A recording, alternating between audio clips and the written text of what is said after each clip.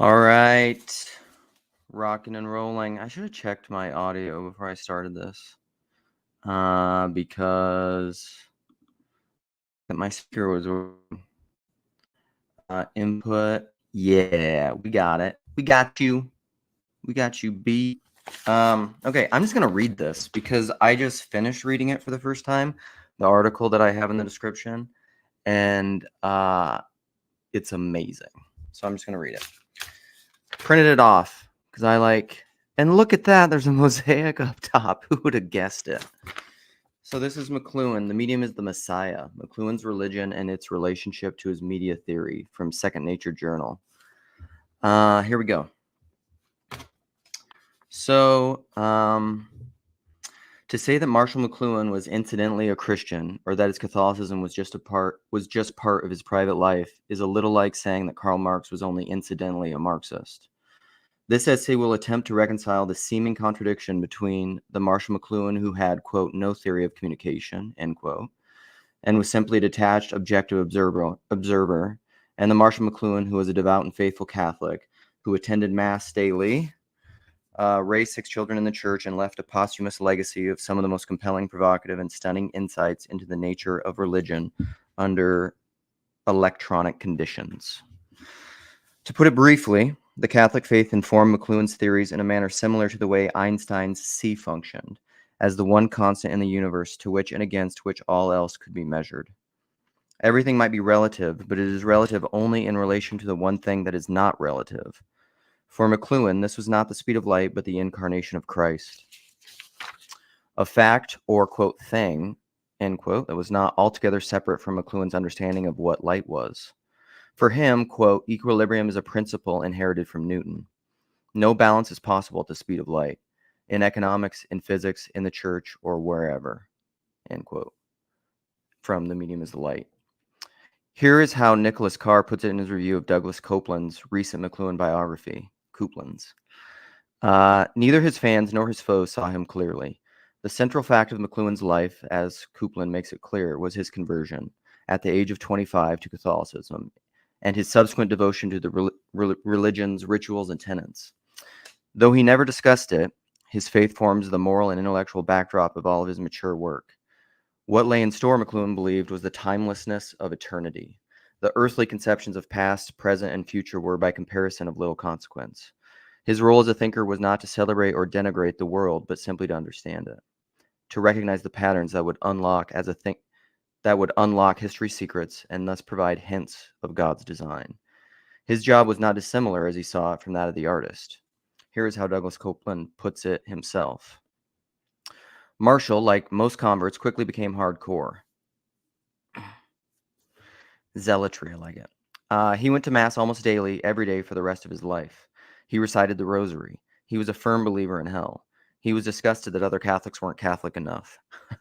Above all, he believed that because God made the world, it must, in the end, be comprehensible, and that a sense of the divine could lead to understanding of the mundane. He came to see that his religion was indeed a sense, a sensory perception that colored his life as much as, if not more than, sight, taste, touch, hearing, smell, or gravity. The future, compared to heaven, was down market, to be viewed dispassionately, as though prognosticating an ant farm, a kind of acutely observed obliviousness. Marshall, I have a bunch of highlighted stuff, so can you guys hear me? He cracked up. Marshall didn't publicly discuss his religion. His theory was that people who can't see don't walk around saying, I'm seeing things all day. They simply see the world. And so with religion, it was simply there with him. One of his most famous aphorisms was equally theological. If I hadn't believed it, I wouldn't have seen it. Eric McLuhan, in the introduction to his posthumous collection, The Medium and the Light, Reflections on Religion, confirms Copeland's analysis by saying that, quote, faith is a mode of perception, end quote. Quick aside, someone quoted that in, I think so PBK is doing a live stream on Ken Lowry's talk with the guy who recently converted. What's his name? Whatever. It's on Climbing Mount Sophia. And I saw that in a comment, and I searched it and found this thing. So, okay. So Eric McLuhan quoted that faith is a mode of perception in his posthumous collection. In that work, McLuhan himself discusses faith in terms of concepts versus percepts. So this is a quote. There is a great contrast between perceptual and conceptual confrontation. And I think that the, quote, death of Christianity, or, quote, the death of God, occurs the moment they become concept.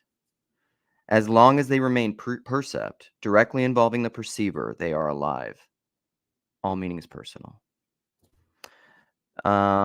This perception was in fact precisely how McLuhan came into the church, and he said, the only way one could leave it. I came in on my knees. That is the only way in. When people start praying, they need truths. That's all.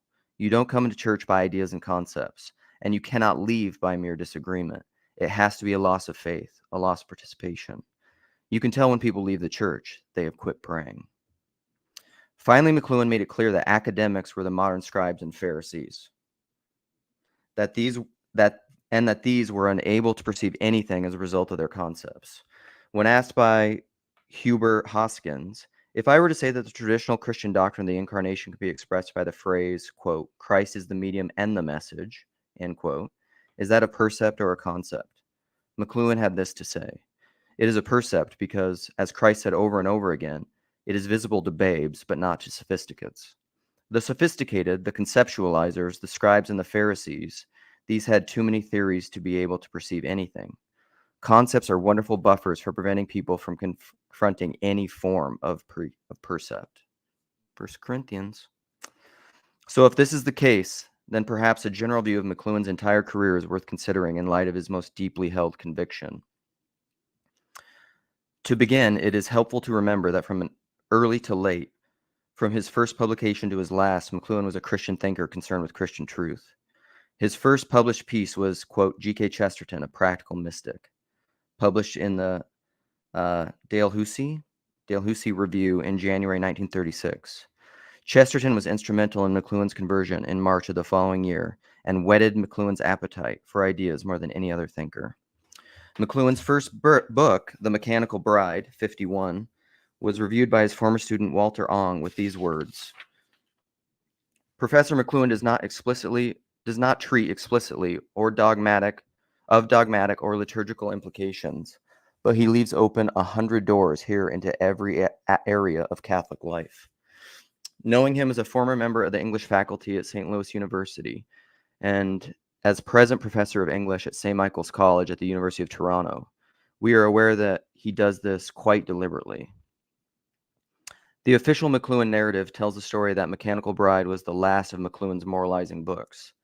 After this, he became the detached observer. But it's not really the case at all. The Gutenberg Galaxy, 62, is almost entirely about church history and the impact of the printing press on medieval Catholic Europe. Even his most canonical work, Understanding Media, 64, is ultimately a warning against the idolatry of technology, in which he invokes both William Blake and Psalm 115 to tell us that we, quote, we become what we behold, end quote. In this same work, McLuhan says, quote, that that is why we must, to use them at all, serve these objects, these extensions of ourselves as gods or minor religions. Which is the same point that Neil Postman made years later in describing technology as a god that we worship in technopoly, the surrender of technopoly to culture. Or technology to culture, excuse me. That technology was a false god was Postman's point. That is where a real god worthy of worship was McLuhan's point. We also know that in addition to being a devout practicing Catholic, McLuhan was profoundly intellectually and spiritually indebted to the Mother of God. He had direct connection to the Blessed Virgin Mary, an associate recalls. He alluded to it very briefly once, almost fearfully, in a please don't laugh at me tone. He didn't say, quote, I know this because the Blessed Virgin Mary told me, but it was clear from what he said that he was interrogating her about his ideas, and one of the reasons he was so sure about certain things was that the Virgin had certified his understanding of them. McLuhan's last publication was, of course, his tombstone, which reads in LCD font from 1980, "The truth shall make you free." This is a highly specific reference to with highly specific meanings. The truth, quote truth here, refers to Christ in the passage from the Gospel of John 8:32. It is from the King James Version, the post-Reformation Gospel of 1611 that Protestants used, and may thus have been McLuhan's attempt to speak to, quote, the Greeks, parentheses, the conceptualizers, or Protestants in his view, in a language they could hear. But it is also from the fourth, final, and most analogical of the Gospels. It is this, and only this Gospel, that the equation is made between Christ and the Word or Logos in John 1. In other words, if the Word is Christ, then the medium is the Messiah.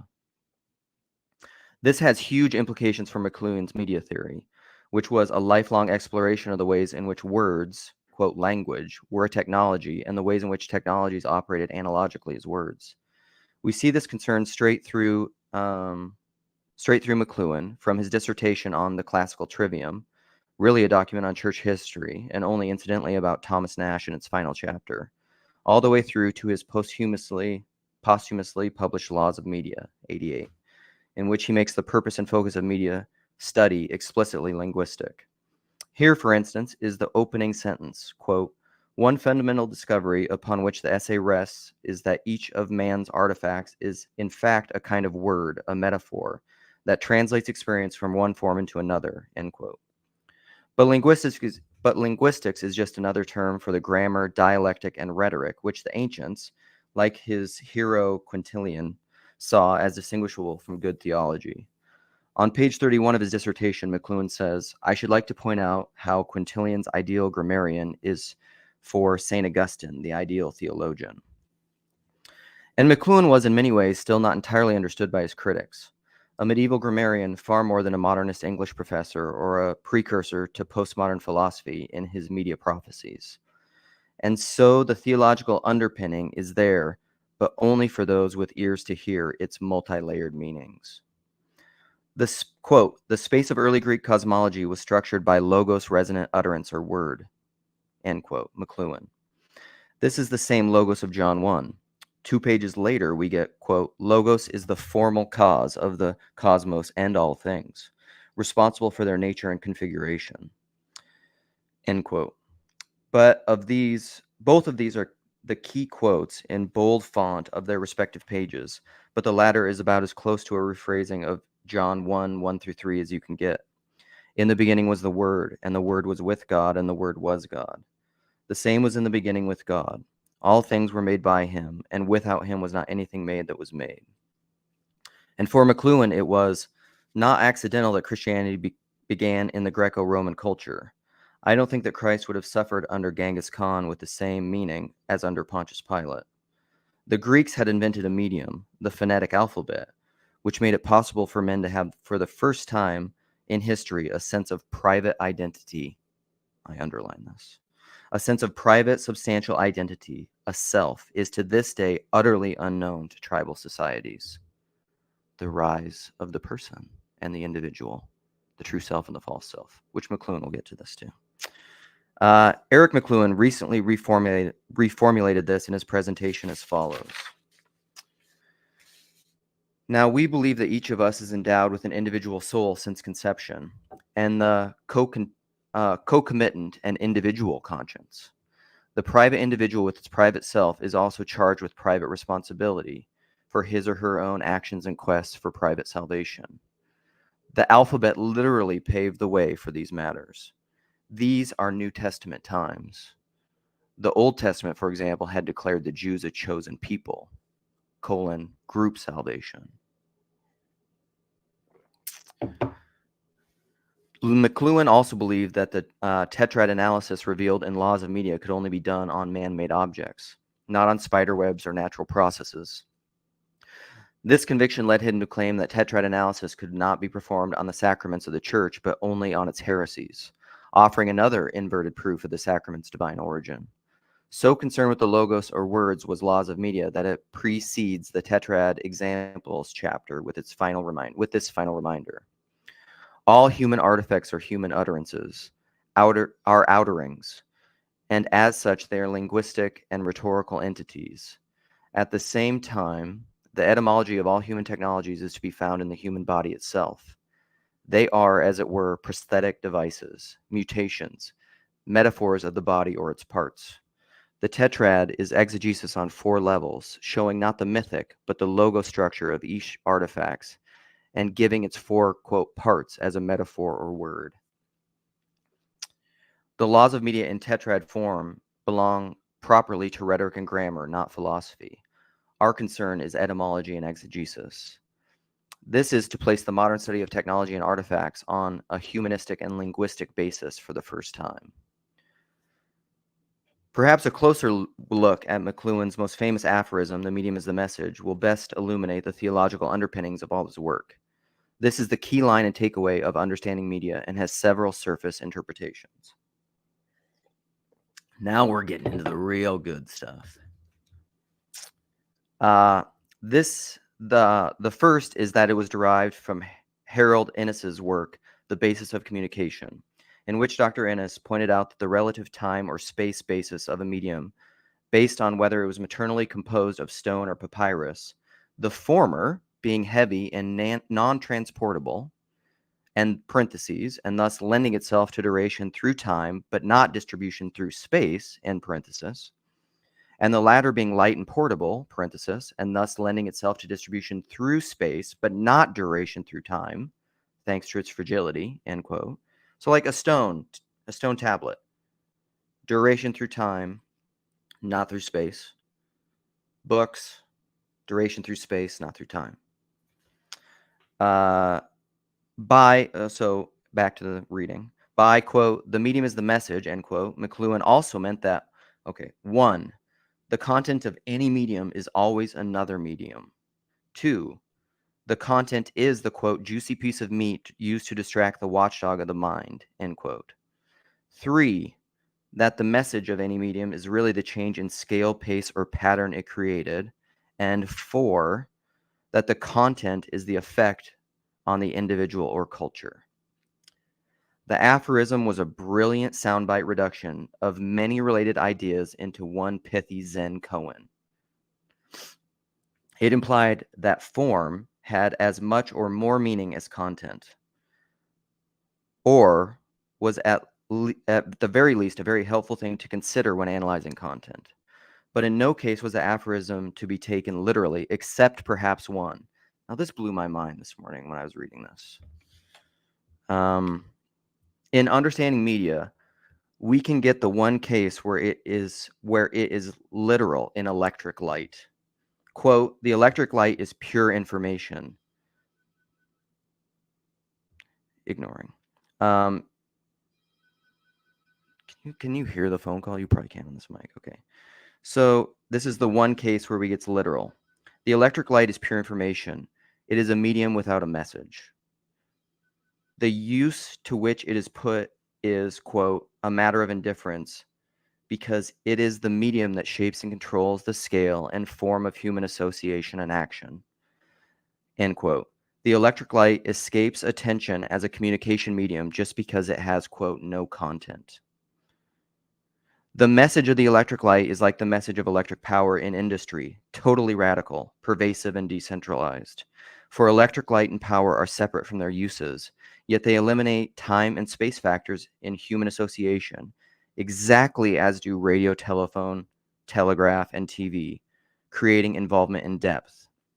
Several chapters later, McLuhan states that, quote, "if a student of media will but meditate on the power of this medium of electric light to transform every structure of time and space and work and society that it penetrates or contacts, he will have the key to the form of the power that is in all media to reshape any lives they touch."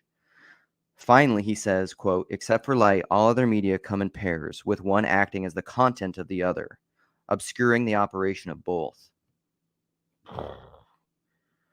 This reads like an oracular pronunciation with spiritual implications, and indeed it is. For McLuhan, it is in fact setting up a dichotomy between the false light and the true light. Happy dance. Jesus Christ is, theologically speaking, the light of the world. John 8:12. The same book and chapter, though different verse, of McLuhan's tombstone tells us, quote, "I am the light of the world. Whoever follows me will never walk in darkness, but will have the light of life," end quote. But Satan is also theologically connected to the light. He was described as, quote, "an angel of light." in 2 Corinthians 11:14, and as a prince of the power of the air in Ephesians 2:1-2. The name Lucifer, Luke, means light bearer, and Christ seems to be referencing both his, quote, angel of light and the prince of the power of the air significance when he says of him in Luke 10:18, I saw Satan fall like lightning from heaven. So if Scripture sets up Christ as the true light and Satan, Antichrist, as the false light, then it should come as no surprise that McLuhan's interpretations follow the same lines. Here is McLuhan on Jesus, the true light, or true light of true light. At the instant of incarnation, the structure of the universe was changed. All creation was remade. There was a new physics, a new matter, a new world, a new creation. I have that highlighted, and then I wrote here, dude, because that's intense. All right. The revealed and divinely constituted fact of religion. I think, okay, so am I reading right? Yeah. The revealed and divinely constituted fact of religion has nothing to do with human opinion or human adherence. Other religions, so parentheses, other religions have all fascination of any other massive cultural achievement. They were rendered obsolete at the moment of the incarnation, and they remain so. Quick interjection. I've said this before. The plethora of choices, the buffet of choices of religions that we have is false. We have two, Christ or Antichrist, truth or falsehood. There's a new reality. Yeah, anyhow, back to the thing. Okay. And here's McLuhan on Satan, the false light. Electric information environments being utterly ethereal fosters the illusion of the world as spiritual substance. It is now a reasonable facsimile of the mystical body, a blatant manifestation of the Antichrist. After all, the prince of this world is a very great electric engineer. Man. The prince of this world is a great PR man, a great salesman of new hardware and software, a great electric engineer, and a great master of the media. It is his master stroke not to be only environmental but invisible, for the environment is invincibly persuasive when ignored. Yeah. This could be the time of the Antichrist, when electricity allows for the simultaneity of all information for every human being. It is Lucifer's moment. He is the greatest electrical engineer. Technically speaking, the age in which we live is certainly favorable to an Antichrist. Just think. Each person can instantly be tuned to a, quote, new Christ and mistake him for the real Christ. Furthermore, McLuhan said that just as the Roman clergy defected in the Gutenberg era on the illusion of the inner light, even greater numbers may be expected to defect under the mystical attractions of the electric light. This is particularly insightful bit of media history, and perhaps more insightful than even McLuhan knew.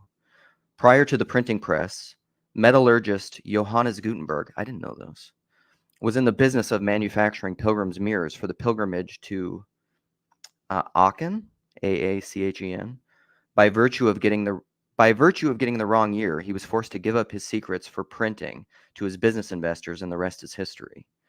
The pilgrims' mirrors were handheld religious trinkets made of polished metal whose purpose was to capture a ray of holy light emanating from the icons and images of church processionals. They were a means of taking home with you a token of your religious experience. Turning God into mammon, maybe. So the use of a physical medium to capture a, quote, holy light has a rich and intertwined history in the evolution of media from religious artifact to holy scripture to electronic media. McLuhan did once in 1967 speak in a way that made it seem possible that electric media would be a means through which scripture might be fulfilled. Christ plays an Antichrist. Here perhaps my own religious faith has some bearing. I think of human charity as a total responsibility of all for all. Therefore, my energies are directed at far more than mere political or democratic intent. Democracy as a byproduct of certain technologies like literacy and mechanical and industry is not something that I would take very seriously. But democracy as it belongs very profoundly with Christianity is something I take very seriously indeed. There have been many more religious men than I who have not made even the most faltering steps in this direction. Once I began to move in this direction, I began to see that it had profound religious meaning. I do not think it my job to point this out. For example, the Christian concept of the mystical body, all men as members of the body of Christ. This becomes technologically a fact under electronic conditions. However, I would not try to theorize on the basis of my understanding of technology. I don't have a background in scholastic thought, never having been raised in any Catholic institution. Indeed, I have been bitterly reproached by my Catholic, I don't know this word, confreres, for my lack of scholastic terminology and concepts.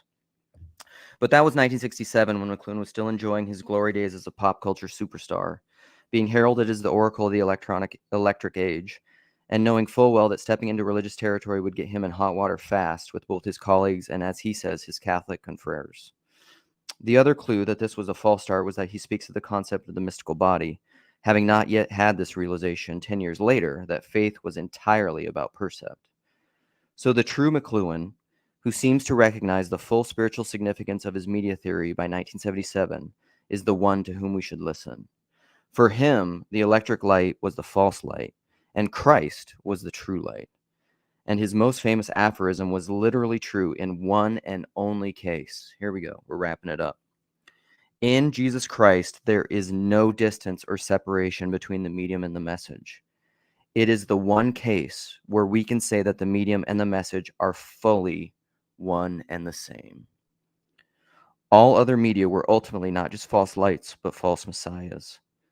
That electricity was a false light was equally clear to Vladimir Lenin, who said in 1918 during a conversation with Leonid Krasin on the electrification of Russia, "Let the peasant pray to electricity.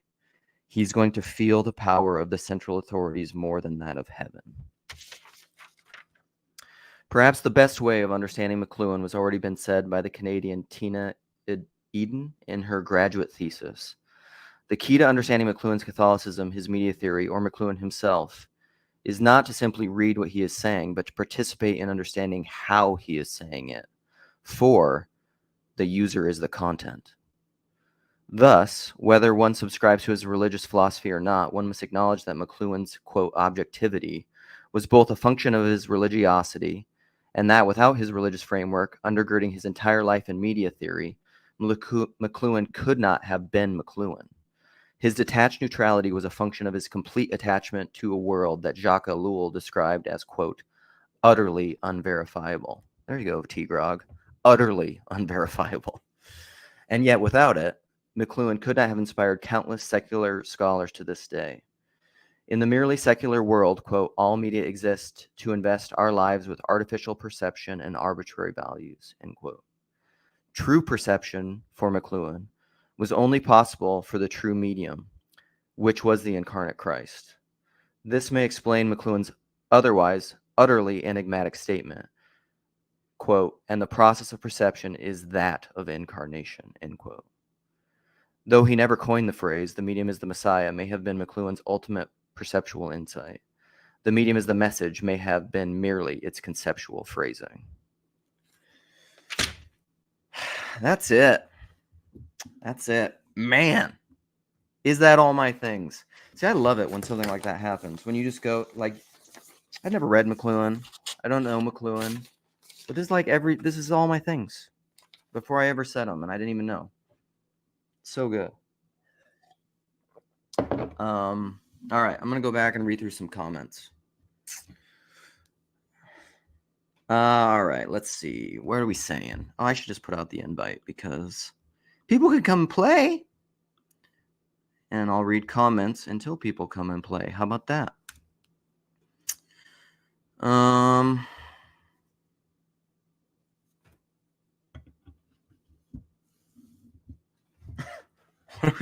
What are we saying?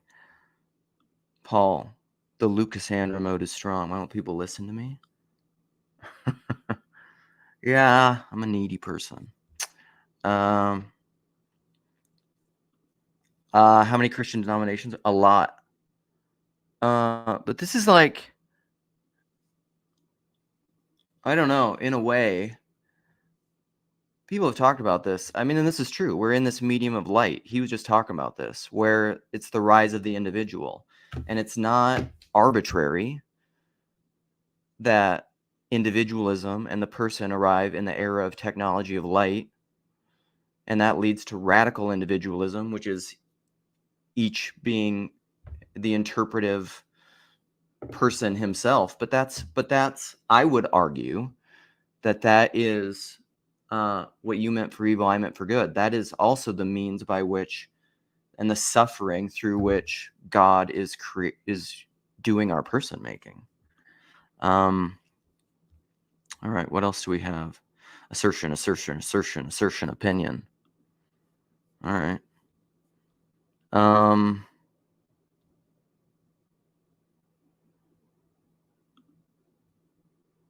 Clip me doing the eyebrow thing.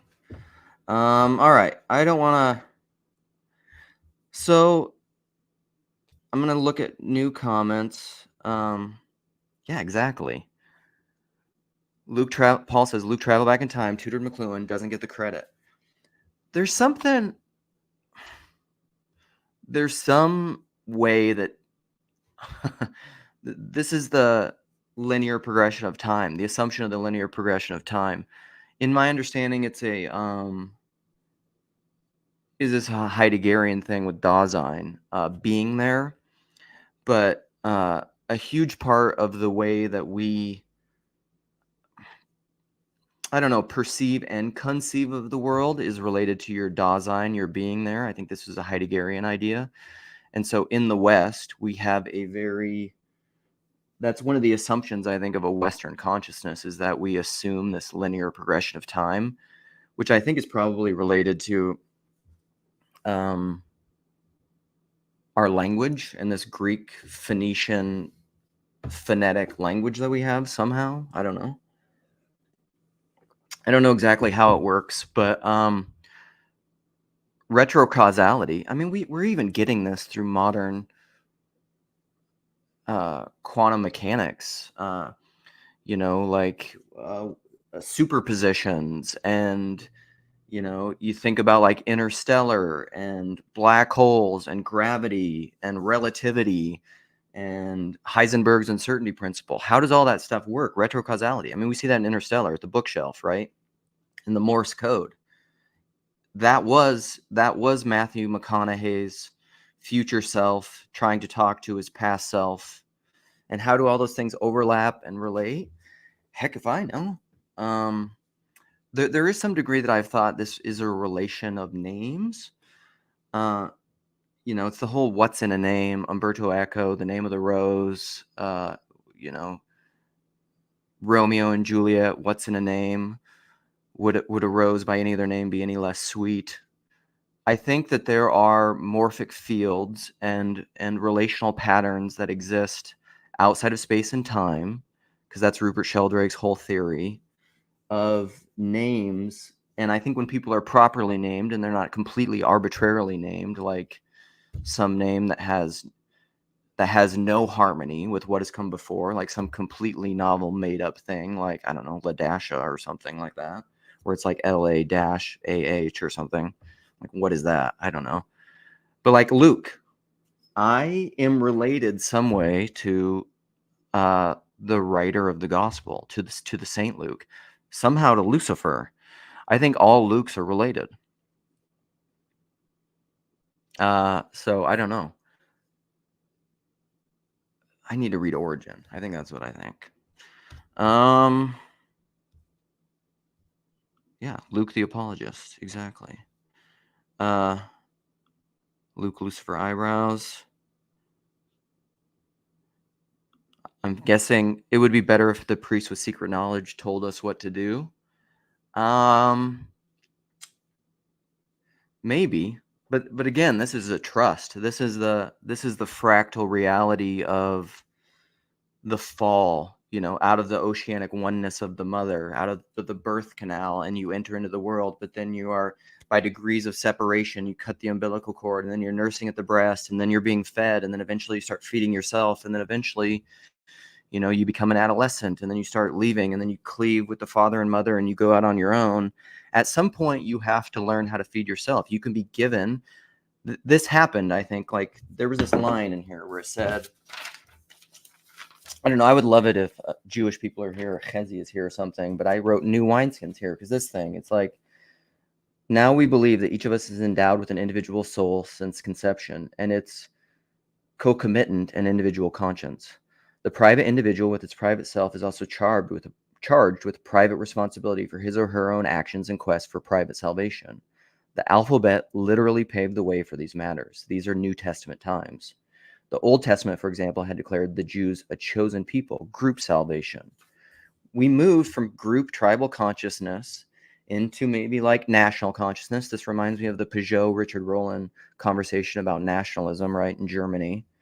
And then we've moved into individual consciousness. And all of this has to do with the evolution of the true person. This is why I say there's a false dichotomy between inner and outer, and the secret sacred self and the outside and self. Like, this is very much with George MacDonald's The Imagination. The inside is the outside, and deep calls to deep. You could not recognize anything outside of yourself if there wasn't a resonant harmony inside of yourself. All thinking, and concept and percept. Concept is in the realm of, this gets into probably my ideas of like iconic thinking and mosaic vision, is that you can only fall from grace through concept. But the perception itself, the raw phenomenology, which includes the conception and the naming and the wording and the metacognition, is both greater than, but including all that stuff. It's the apprehension of reality itself, and you have to have the person. This is what I said to you, T-Grog, in our last conversation, is that it's the hard problem of all consciousness, and not just of all perception. We talk about the hard problem of consciousness. It's the hard problem of perception. You need a perceiver. You need a person to perceive. Michael's here. I'll keep reading through comments. Welcome, friend. Paul is in what chat? The Grail Country chat? Mustache twirling. Oh, there, I hear you. Can you hear me now? I can, buddy. Okay. I forgot that. Oh, crap. I was connected to the Bluetooth in my car, and that messed stuff up. Now it thinks I'm sideways. I don't know why it's doing this in the browser. We can just look at you sideways. I'll just keep it at a weird angle. All right. What do I do? What do I do with this revelation you've given us? Which part? Which revelation? I don't know. You tell me. You just said it's all of your things in one little spiel. So. Well, so my answer to that, what it makes me think of, is that in one of Sherry's Grail Country live streams, where I think they were going, I'm trying to remember which one it was. They were going through a George MacDonald thing. Maybe it was his faith essay. Because essentially that's what I would say, is they said in there that, I think it was maybe Luke Johnston that said this. Chad said it, I believe, and then Luke riffed on it, and then Sherry riffed on it. It's that be okay with where you are. That's maybe, I would say, is the takeaway. Make peace with yourself, forgive yourself, which doesn't mean, and I think the automatic conservative reaction to what I just said is to like, well then, I'm not saying don't strive to be better, don't strive to improve, don't strive to repent and purify your eye and love better and all those things. But at the same time, live, as much as it depends on you, live peaceably with all men.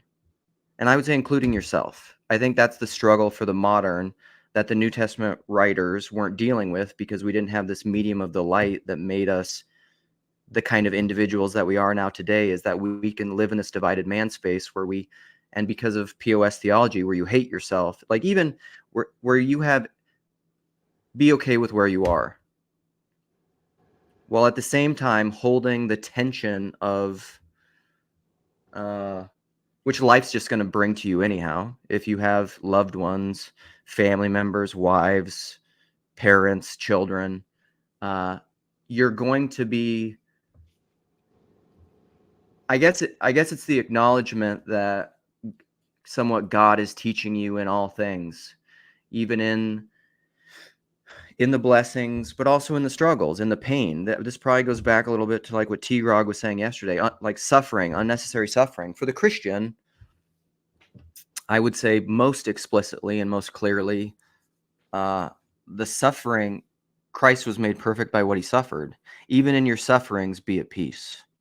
You know, St. Paul, like I've learned to be content in all things, whether in want or in plenty or in prison or whatever. Even in your anxieties and fears, I don't know. And this is all me preaching to myself, I guess, because I'm just thinking of this as you asked. Be at peace, you know, which is hard. It's hard in the modern world. There's a lot to be. It's the Sermon on the Mount. There's a lot to be worried about. Okay. Theoretically, in the false self, that's that bringer of light. You know, disruptor that we have, that deceiver, which we've internalized, I think, in a lot of ways. Okay. Well, what do you think about then, you know, once we're at peace with ourselves, and then, you know, realize that the good news, there's people that need to hear the good news. So then how do we navigate that, sharing that in these new medium environments with I don't know, to me that's never been an issue. Like I was talking about this in my last live stream. I've always been a bit of an evangelist. I mean, I don't know. It's part of my extroverted enthusiasm, you know, which is both. Hey, Andrew, I'd put you in here, but your camera's not working or something for some reason. I'm always going to talk about what I love, and I think that's because I think somewhat I used to have a little bit of I think because of a lot of assumptions that I had about reality and Christianity and metaphysics before I even knew what metaphysics was. You know, I was like, well, we got to get people, you know, you got to close the deal. We got to get people saved. You got to get them into the kingdom before they're dead, because, you know, it's appointed for man once to die, then comes judgment, Hebrews 9 or whatever. And I thought I knew what that meant, but I don't think that I do as much as I used to. And so, I think all you can do, it's a very Jordan Peterson thing, and it's something that Paul, PVK, actually exemplifies, I think, really well, which he calls his Calvinism, and I just call faith, is you're not so worried about converting people or closing the deal. You just speak the truth as clearly as you can with integrity and without lying, especially to yourself, and let the cards fall where they may. You know, you give up the anxiety about it. Okay. Well, I mean, yeah, I'm not, you know, I'm just kind of like I'm not trying to figure out, like, you know, because I think we have a lot of these conversations about like the new technological means of communications, and I would say like a big contributor to like where we're at now is that, however, like people have,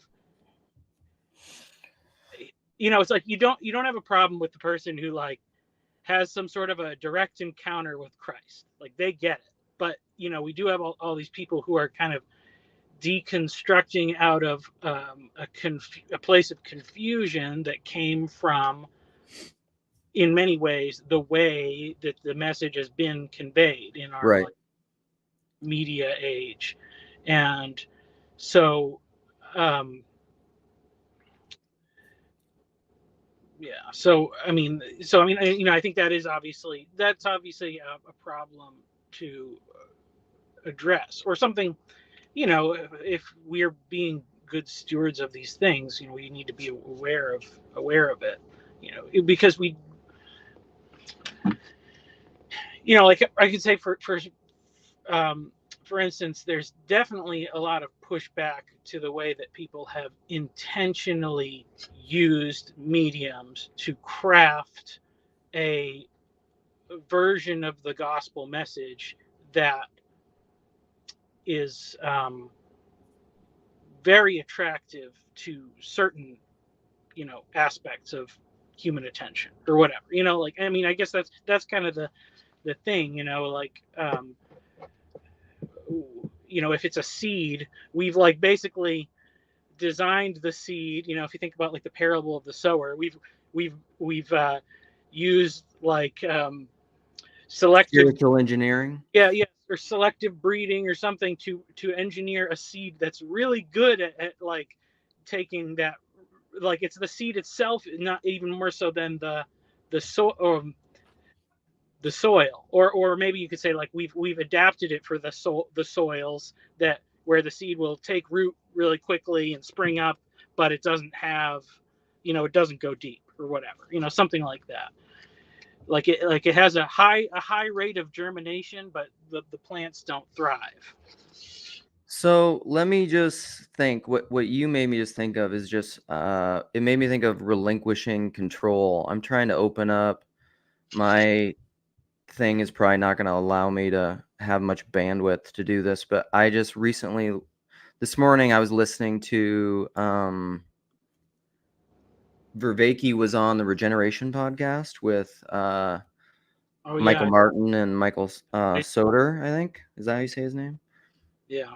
And here, so I'm going to try to find a comment in there because one of the things that stuck out to me and I put a comment on there was about relinquishing control. Let me see where this was. There was a couple good points in there. Did I write the comment on there? Oh, I'm not finding it. Because so at one point, Michael Soder asked a question about the divine feminine, and he said something like, "I don't want to reduce what you're doing to the scientific gaze," because Vervaeke's so scientific, And then he said, like, the divine feminine will run, she will confuse or hide. And then Vervaeke replied and said, and just referenced Socrates, and he said, it calls you out of a monological rationality into a dialogical rationality. And then he said, and then he talked about applying science after flow. Maybe this isn't what I'm thinking about, it was related. And I said, I need to meditate on that more. Because there's something about, I think Michael was having this fear of, I don't know, the hardcore scientific people. Like I'm sure T-Grog would think Vervaeke's very wooey, And it makes me think of like, I don't know if this is answering your question, but it's like a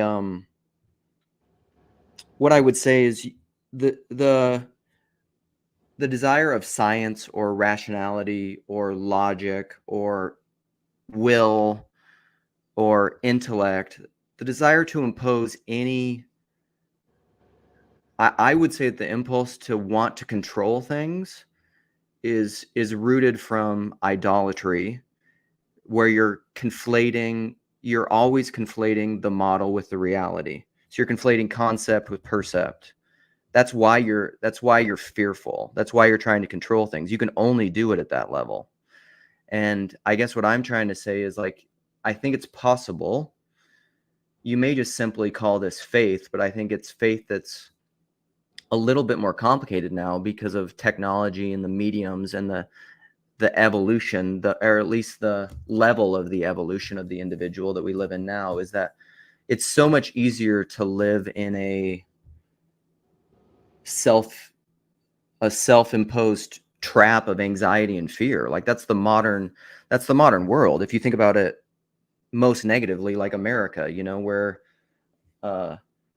we're like medicated to the max. It's the opioid epidemic, all the suicidality. We're all on all these drugs and anti-anxiety, and like we are almost enclosed on the self in this way that's really negative, and that's due to fear and control. But I would say that's because we're living in the world of concept rather than percept that McLuhan's talking about. And I think there's a way to, I mean, what is the means of, I would argue that the means of getting to the place of faith where you are no longer fearful, as Jesus was talking about, is to,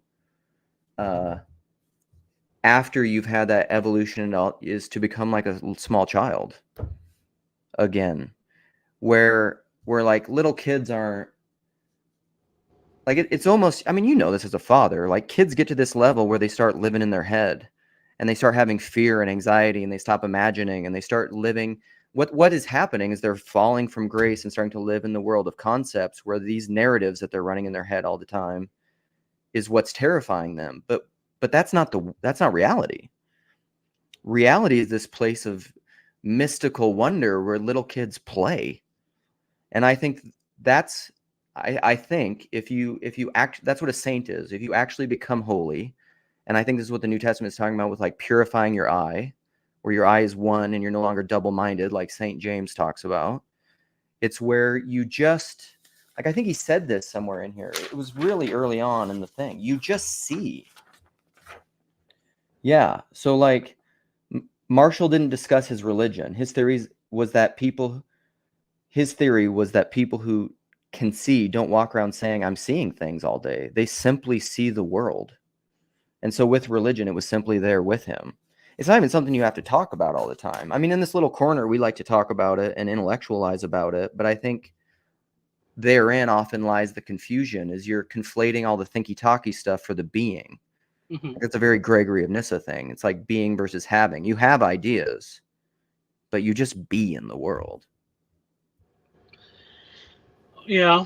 Okay. Well, I mean, I'm thinking about this, just in like, because I work for a church and we're always trying to think like, how do we do our job or whatever. Yeah. And it's interesting because, when you talk about like, so I see a couple things like, especially as it pertains to things like technology and stuff like that. And so like, I think of the verse in Matthew, I just pulled it up, Matthew 24:24, where he says false messiahs and false prophets will appear and perform great signs and wonders to deceive, if possible, even the elect. And and I'm thinking, and you're, all the way universalist. I've been thinking more in this way, like where Paul talked about or Paul had that video about the guy talking about Islam and Chalcedon and whatever, because Israel as the elect is of the nation of priests, and then everybody else is like people of simple faith. Well, people of simple faith, not worrying about heaven or hell, but we don't want them. We want them to, if we are shepherding sheep, we want to keep them safe. We don't want them to fall off a cliff. Right. We don't want them to be deceived. But it's interesting because, when you talked about like how kids, and my oldest is definitely has a lot of anxiety about stuff in the world.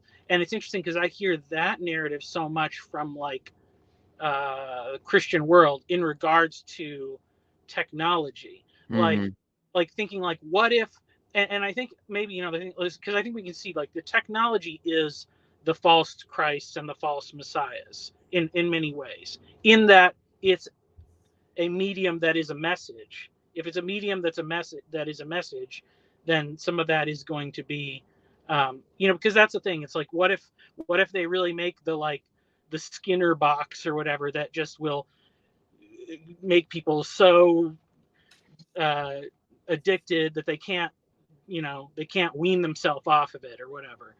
And I mean, ultimately, it's like, okay, well, if that's possible, if it's like if there's a technology that literally can make like humans incapable of any choice or totally remove our agency, well, then that's God, and the gospel's not true. If there was a thing that was like, I mean, that's so I don't think it's going to be a totalizing thing. On the other hand, I think there is a very high possibility that, and I think we can look at technological advancements through history, that there are a lot of people that do suffer. Not everybody, there's always a remnant that kind of like survives these things. Just because like thinking about like AI apocalypse or or people just walking around with those Apple goggles on all the time, like in their weird how are you going to, and I think that's the fear, is like how is the church going to compete with that, or how is the gospel going to compete? Yeah, I would say you don't even have to worry about it, Well, some people don't have to worry about it. Or, well, I mean, or what do we do? We're not saying should we be in there? Should Jesus be inside the Apple goggles? Like I think he's gonna be. That's the yeah. weird thing about it. Like I mean, this is, I think, the intuition that I have when I say Christ plays an antichrist and trampling down death by death. That's it's the way that he ends this article, which I think is just spot on, which is, where's the end? The medium is the Messiah, and the process of perception is that of incarnation. Like, the more I think about the incarnation, man, it just blows my mind, because that is the person. That's where there is no separation. Like, that's where seeing is believing, and not in the materialistic way. You see. Belief and sight are one. Like, there is no deliberation. It's just like one thing.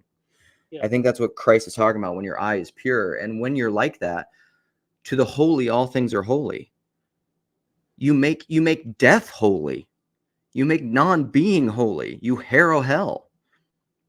Hell becomes purification.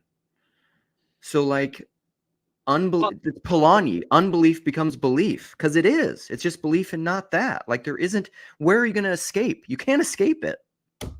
Okay, I agree with you, because I mean, I think ultimately that's the thing. But I do think so. Here's my like real thing that I'm trying to figure out is, it seems like Christians are really like want to be on the fence until like something really bad happens, and then like the world as a whole figures it out, and then they will adopt the thing and like Christianize it or whatever. Should we be becoming like earlier adopters is what I'm thinking. Well, I And think some of us are going to be. I mean, that's like me. That's that's the chaos monsters or the chaos dragons. They're going to be the early adopters who go, I mean, the prophets, or theoretically the evangelists, but it's also a recognition that the eye is not the hand, is not the foot. The church has been gifted. Where does Paul list out all the giftings? There's prophets, evangelists, priests, but then there's also the simple. So like, this is where like somebody like me, like I don't worry about syncretism at all. Because my reality, what I see is where like I live in a new creation. Like, what am I syncretizing? Like everything is, Christ has redeemed everything. Like, I just choose to live in that world. And so like, I'm not that afraid of it. I don't think that means that with wisdom, with discernment, that doesn't mean that like, well, it's all about who's in the top spot. Because if Jesus is below some other aspect in your thing, I mean that's the thing. I don't know what you mean. Like as far as like idolatry, like with syncretism, because I think I agree, and actually it was really interesting. So I actually got to meet another corner person like in person yesterday, and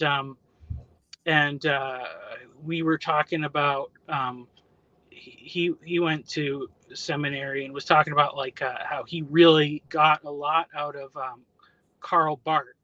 Mm-hmm. And I was like, well, I didn't really read too much of him, and um, because I'd heard from the more conservative people, like Karl Barth's liberal theology is like caused all these problems or whatever. And when I told him like at this point I don't really worry about that so much, but it's like I do see like a lot of the liberal theology as like a tool or something. Like I can, for me, loving Christ, a lot of what comes up in it, like my heart is stirred and I'm warmed by it. But then I see how it's like this powerful tool that if you unleash it widespread in all churches, that's why you have like this collapse of faith in the main line. Like, so like it was they didn't have the wisdom and the the discernment in how to deploy it properly. It's because Yeah. necessarily it's not like it's all bad. It's not because that's the problem, is like when we start thinking that way, and then we'd be like, every theologian that doesn't agree with me is is a heretic, and they're like, we just think they're like their whole relationship with God is false or whatever. And I think that's clearly not the case. But what can speak very powerfully for good to one person can be abused by another. So Yeah. Yeah, no, I mean, and that's part of I think that's part of just the natural order of things and centers and fringes, and like even for all of my structure and the conservative impulse, because yeah, I know I need to message Nate because I gotta get Nate has given out some wrenches on the channel, but not enough, I don't think, because there needs to be some moderation on the YouTubes. it was funny because it's like I would love to go to a church that had, like, I would prefer to go to a church that had liberal theology, but finding a church with liberal theology where everybody really loves Jesus is not, that's kind of rare. So I go to the conservative church because people really love Jesus, but it's kind of uh, frustrating. Yeah. Well, I mean, like even sorry, I'm distracted because I'm trying to moderate. Okay, just wait. You're getting put in timeout because you're out of control. Yeah. So but even like the liberal thing, this is why, like I was saying this to T-Grog the other day, and this is why I've always loved metaphysics and ontology, is that there's the Coleridge quote, like it's the privilege of the philosopher to distinguish without division. Like I really encourage intellectuals to get to the place, and this is hard, I think, for the Western either or mind, you need to see that implicitly and tacitly behind any distinction is a higher unity. Like there's a matrix or a womb or a context, a field behind any distinction that allows you to even have the distinction. Otherwise, the two would collapse into one thing, because it's like if you drew two circles on a piece of paper, the paper's implicit, a higher unity behind anything. And you can apply that to anything, the right and the left hand of God, liberal, conservative. So like even liberal Christianity, and I think whatever, I've talked about this before, I think it's a little bit of a false dichotomy, because that's kind of my rant to religious conservatives and irreligious conservatives, is I see liberal Protestantism as being conservative. They're just conservatives with different values. They're trying to hold on to, I mean, I don't know what values, like certain they're trying to hold a particular set of moral codes, whereas conservatives are trying to hold on to a certain set of moral codes, but they're both, that's a conservative impulse by both of them. Yeah. Well, and that's what I say. Like, and I'm just saying liberal theology is to say, that. So here's an interesting thing, because I would say, like I said, I haven't really read Karl Barth very much, but like Okay. of similar people, or I would say even like the way that I can see how you see things, and you'll go all the way to like full, universalism or whatever, or or so I was somebody like that. And then when I read like the Puritans, the people that actually are writing this stuff and coming up with this stuff and talking about how like wretched they are, they're saying this only in comparison to the revelation they've received of how great and how loving God is. So it's like, and it's so, and I really see that they're the same. But then downstream from that, you get POS theology, because people are taking something that person understood in a real revelation of like seeing, like, because it's like the gospel is not you're almost good enough to get into heaven, and Jesus needs to just brush off a little dirt and Uh-oh. You're back. You went black, but now you're back. Now you went black again.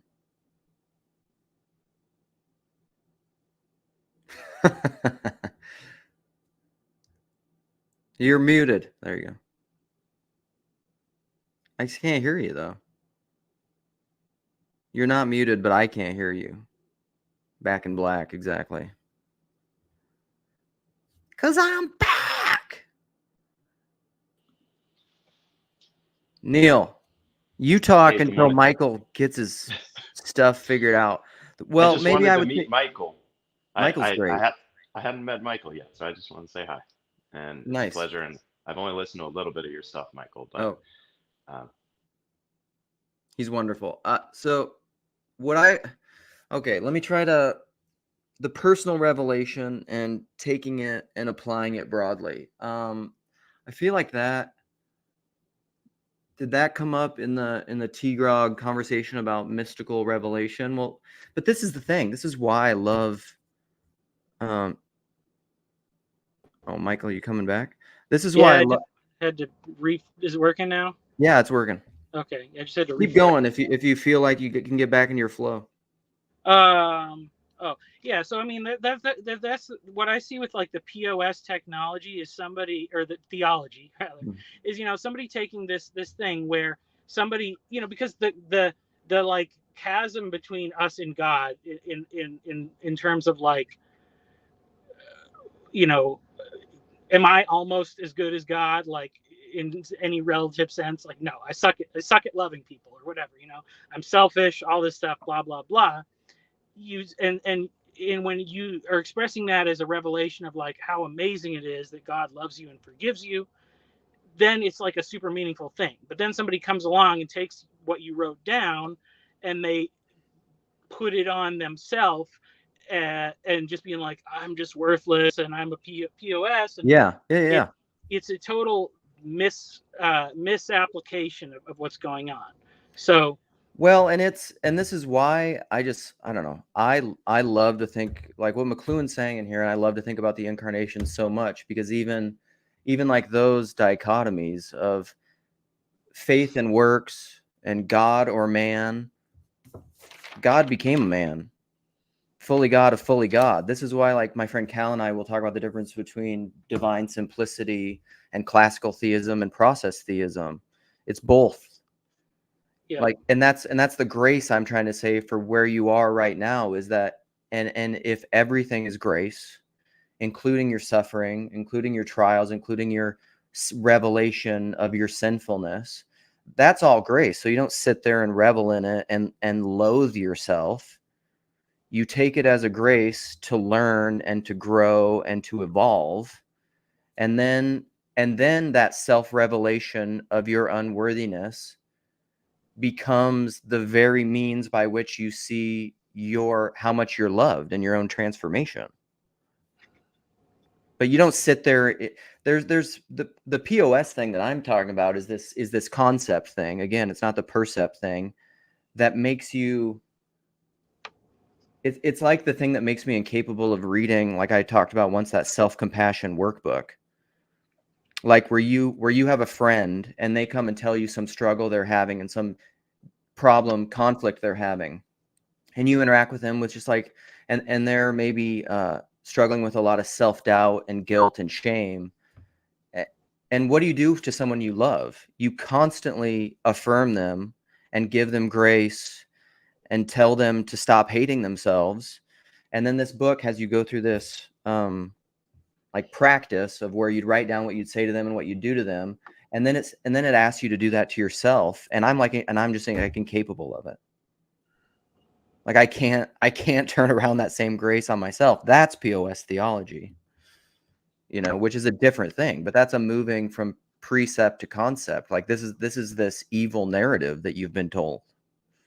So this is the interesting thing, because I would say like I don't experience like because I know that's what you're saying, like the bad way of looking at Calvinism contributes to like that way that people get in thinking of that, and it's Yeah. like I wouldn't struggle in that same way, but like Yeah. if I went to a liberal church that I probably wouldn't get, or potentially I would hear like the Karl Barth theology driven sermon, and I would just hear it as like, I can just do whatever I want, and like, Yeah.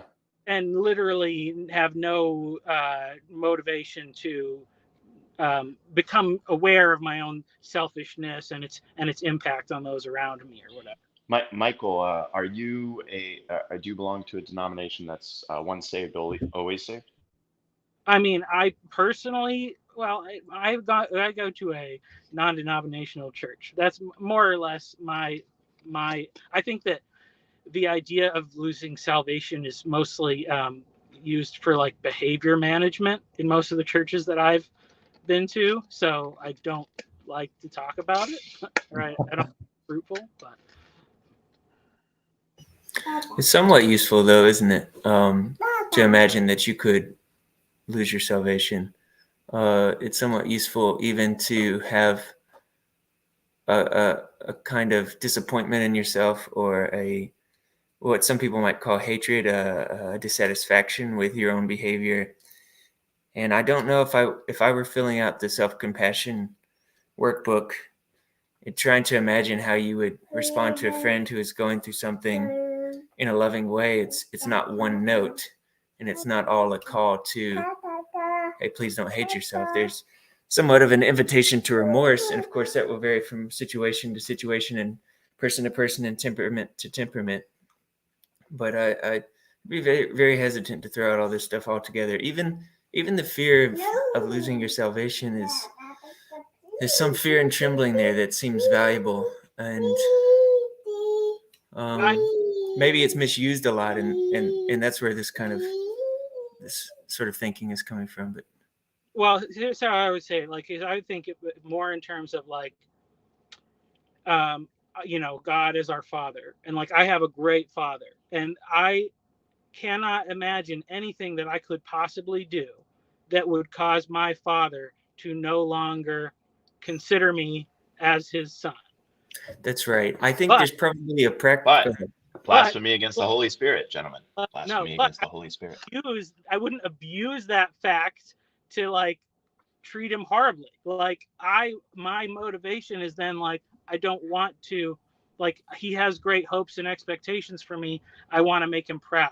I want to live up to that. So, so that, yeah. So maybe the idea of losing your salvation is not philosophically true, but maybe it's pragmatically true. It's a way you should understand reality that's helpful to you and others.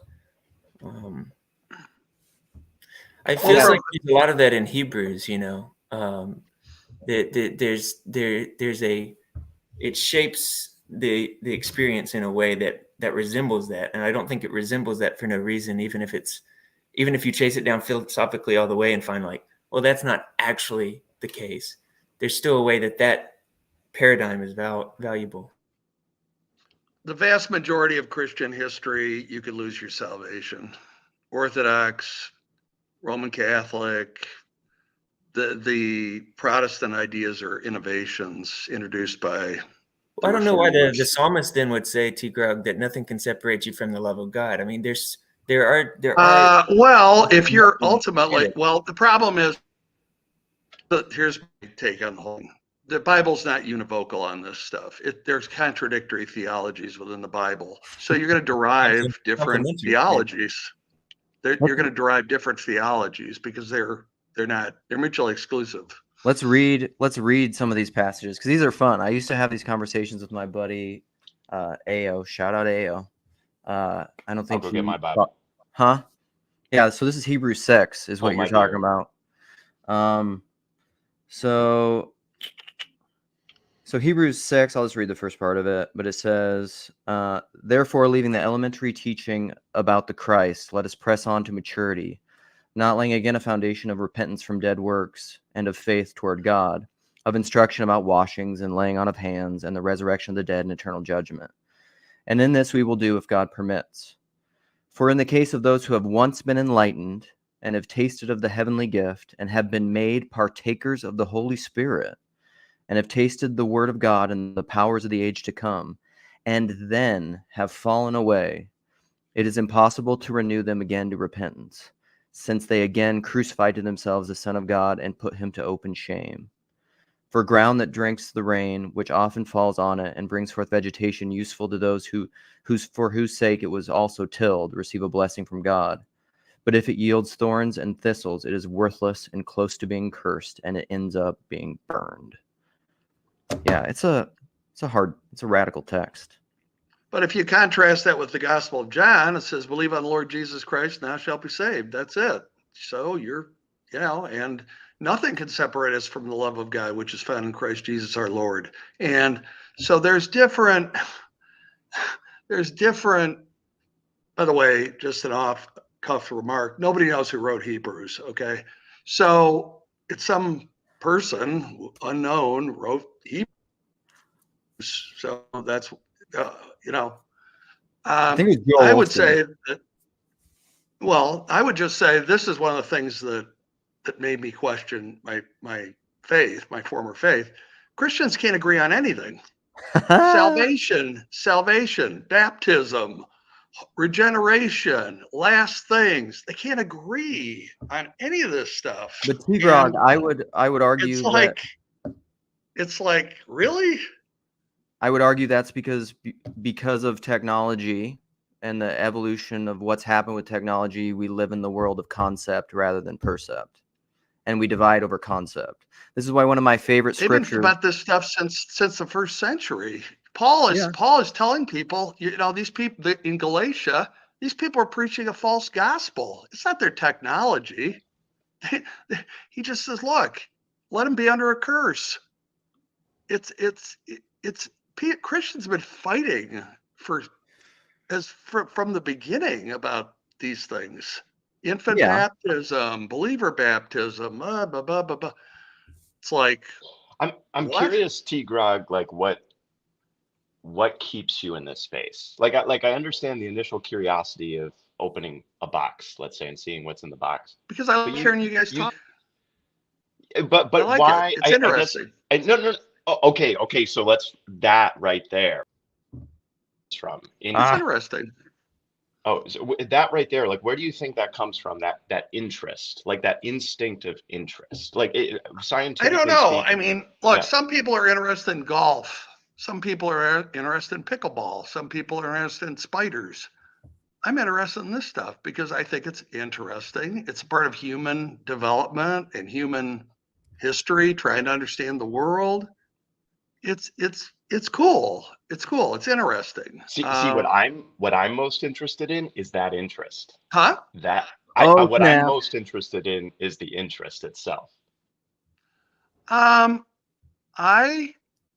Besides the fact that at least I believe that I'm an open-minded person, and if there's things here I can glean, from Marshall McLuhan or Luke or any of you guys or girls.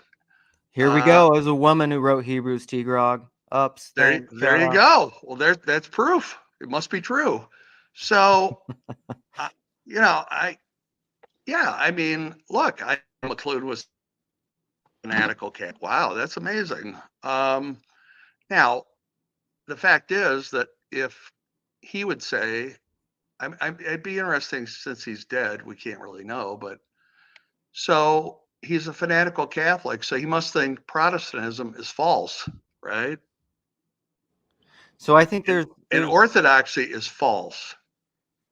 So can you do this? Could it be possible to believe, because like this is where I am. I in as much as I know conceptually and propositionally, I like the Orthodox Church. I don't really know honestly where I stand. And by the way, you guys are nice guys. I'm not trying to piss anybody off here. No. I'm trying to work out a thought here. So like propositionally and conceptually, I like the Orthodox Church. And I would say that like if I just want to look at their theology, I like that. That's what I think is correct. But again, that's the world of concept. Right. The world of percept is where you live, because that's where being is. That's where reality manifests to you. That's where love happens. That's where I think truth, goodness, beauty, like the things, as the point is to live everything, as I like to quote Rilke. That's where actual holiness happens, is in the world of the percept, not in the world of the concept. That's where you're actually loving people, where you are acting, where you're being in the world. Faith without works is dead. Yes. Right? Being alone. So like, Yeah. in that world, there's holy people in every branch of Christianity. There's the good Muslim. There's the good Buddhist. There are people living in the world of percept that are loving people well, regardless of how they conceptualize it. Yeah, I understand. So what do you need Christianity for? You maybe don't. You do, So, and you're okay. you're shackled to the concept. You're bound to the concept in a way that you can't escape, at least for now. And you shouldn't limit yourself to the concept, but there's no use in pretending that you're not bound to it. I'm not saying those things aren't important. And like, this is where like Mitch is helpful for me. I'm on one end of the extreme when it comes to talking about these things, because my mode is very much at live at peace with where you are now. You can't make yourself believe something you don't believe, and there's no point in trying. So like, if you find the tenets of anything like untenable for you, then let them go. It doesn't matter. That doesn't mean, Mitch, this is where I'll affirm you, that doesn't mean that I don't believe that the concepts and the truth of those things have to reconcile at some point. I just don't think you can force it. I would add as more of a question responding to that. This belief thing, you can't make yourself believe something that you believe. Is that reducing belief to like an emotional response? Because I do think that there's a lot to believe where you're communing with those around you. You're intellectually deciding to believe something, and I don't think that's false. I don't think that's being false necessarily. No. I think it's when Christ says, unless I forget the exact word, unless your virtue exceeds that of the scribes and the Pharisees, you never find the kingdom of heaven. It's like, if you pretend to be better than you actually are, that's what the danger is. So the guy who's a sinner and beats his chest and says, oh man, I need you, Christ. Like, or he's not saying that to Christ, he's saying that to God, obviously. But that humility, that fundamental humility before the absolute terror of not being able to control reality. Like, I cannot control reality, and I'm terrified that reality has a personality, that reality is intended, and I have zero control over that intent. That is the terror of God, and that's the beginning of wisdom. So I would like to deal with this question, because I like this one. I mean, is belief an act of the will? I think that's related to what you were saying a little bit, or getting at. And I would say no. This is where I really like, I mean, it depends on what you mean by that. Again, let's use the lightsaber of what do you mean by that? Because St. Maximus distinguishes two types of will, where one is the gnomic or deliberative will, the will that's choosing either or, this or that. And then the natural will is the will that is acclimated to God, or I would call Christ in me, where Christ says in the garden, not my will, but your will. He submits his will to the will of the Father, and in so doing, finds who he truly is. And so I would say, in as much as you are true belief, true and proper belief, love, when you're acting, when faith and sight and everything becomes one, when it's all just one thing, you're not deliberate. I don't think Christ, well, even Christ, this is where I don't know. I would say this is where I'll bring in Sam Tiedemann. Even Jesus as a human being was learning obedience by what he suffered. I mean, the scriptures tell us that too. I like that you're describing ideal belief, but I think that there's some other levels in there too, where you find some evidence that isn't necessarily kind of internalized, felt evidence, and you're willing to fall in line with that, despite your doubts, despite maybe some inclinations to the contrary. I don't think that's false, and it's definitely in some ways, all you have is what you will upon, not because that's all there is, but because you can't do anything else. You can't do anything with the rest, right? There are things beyond your will, but all you can deal with is the will. And so if there's a sense of belief or kind of the unity of behavior and thought that you have, it's not something that you were able to do anything about. It's something that was offered to you and given to you. And so to me, it just makes the most sense to stick with the will stuff. There's a feedback loop between like beliefs or faith, you know, and this is one of those things where, you know, it's probably more better to say faith as like trust, you know, and our will. Like there's like a feedback loop, you know, our actions inform our beliefs and what, you know, what we do with, you know, but until it gets to a point where it's closed off. Because if you're absolutely certain about anything and no one can convince you otherwise, then that's it. No one can convince you otherwise, including, you know. So well, and I like to distinguish between believing and thinking. yeah, Believing for me is this is where I think Peterson's very right on, and I mean I think this is true biblically and within a lot of Christian tradition, is that you act what you believe. What you do is what you believe. What you think is a very different thing. The way that I think of thinking and ideas and concepts is its potential, like its potency and act. Thinking is potential. It's how you orient yourself to the future. There's a great video on this from Jordan Peterson where he talks about free will, where he says, like, the further a decision is from you, the more free you are. Like, if you're going to make a decision in 2 years, you're very free in relation to it. But as that decision approaches you, because you can do a lot of things to orient yourself in different ways toward it. But as that decision approaches you in time, freedom closes into absolute determinacy at the point of act. I gotta concept, go, but I got one last thing to say, which is, yeah, do it. I think of belief as very similar to what T. Grog was describing as interest, in that when an interest pops into your head or pops into your mind, you do have some discernment or some choice in how you engage with that interest. You could say, no, that's wrong, right? That's a temptation. I'm gonna push away from that interest. Or you can say, oh, that's interesting, and let's follow this thread, and let's follow the yellow brick road, and let's see where it leads. And I think of grace as the first step of that, as God reaching out his hand, let's say. So it is a choice, but it is also not a choice. It's received. Like you don't choose what you're interested in. As much as I try, I cannot get interested in certain things my wife is interested in. I can't do it. I don't have that choice. But if the choice is presented to me and then I can take and I can develop and I can grow. So that's the last thing I wanted to say. That's the left brain, right brain dance. Well, and a lot of times, like the alcoholic knows this too. Thanks, Neil. Is that because Chad would say this kind of thing all the time? I would argue all the time, because again, those Libet studies that Rupert Sheldrake talks about, by the time you think you're making a decision, you've already made the decision.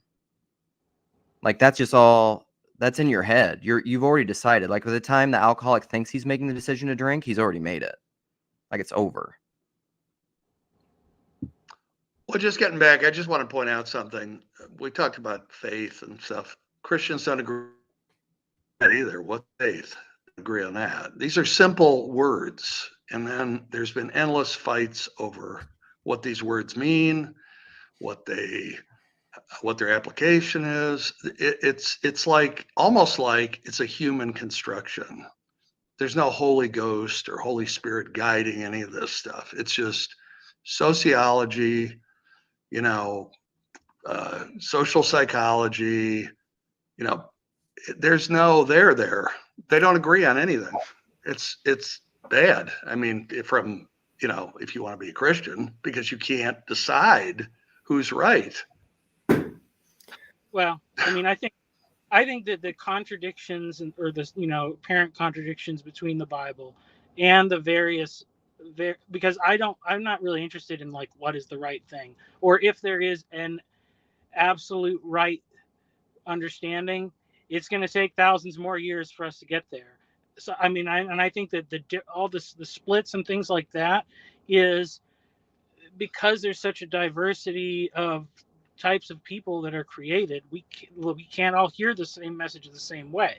Which I was saying, like when one person responds to liberal theology in a wonderful way, and another person doesn't, and the same thing with a more conservative theology or whatever. The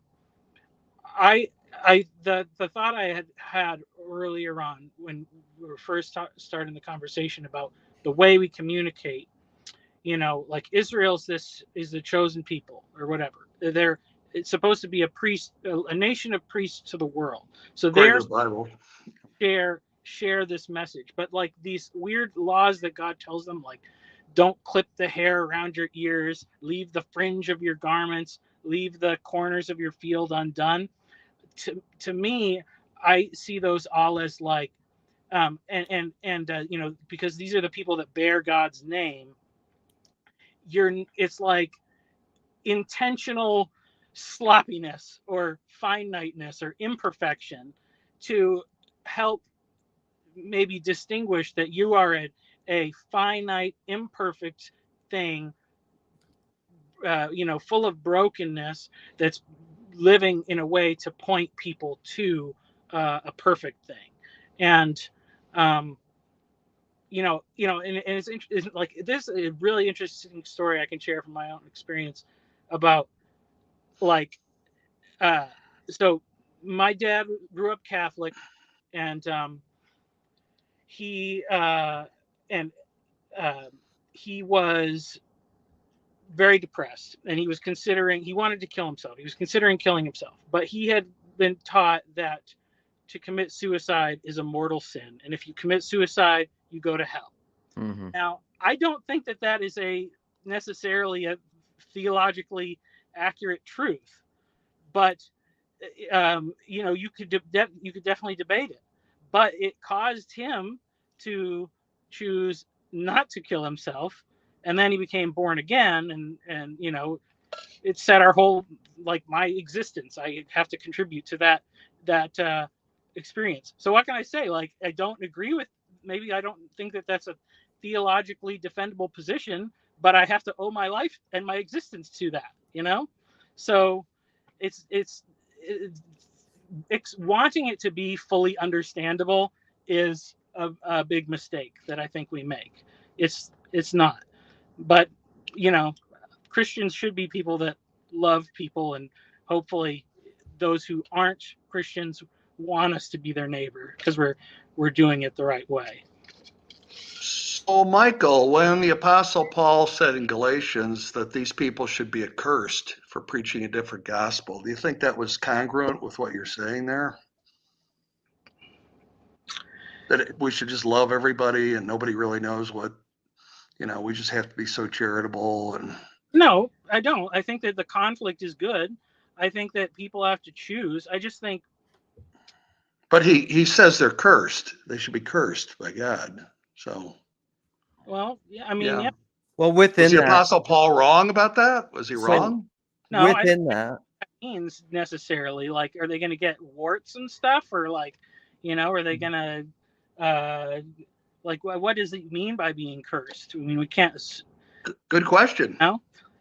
Good question. I mean, because if God does on occasion do miraculous things, it's because he wants a certain outcome. But if most of the time he lets things just happen as they do, it's because it's not so messed up that he can't fix it, I guess. Well, and also there's other assumptions in there too, like what is the gospel? Because usually the way it seems like to me that you're framing it is a set of propositions, which is not what I think the gospel is. Nobody knows what it is. Huh? Is that what you're saying? Are you saying nobody knows what it is? Well, no, it's kind of presupposed too by saying, what does it mean to preach a different gospel than what Paul is saying? Right. What does that mean? Yeah. I gotta go here in a second and see about Junior, but I will say it might be easy to mistake a lot of the tension between Christians and the disagreements between Christians as unloving, but I don't think that's always the case. And I also think that it's easy to mistake process for identity. And then the final thing I think is, and one thing that I always hold on to is, and I may be taking it out of context, but it's in Philippians 3.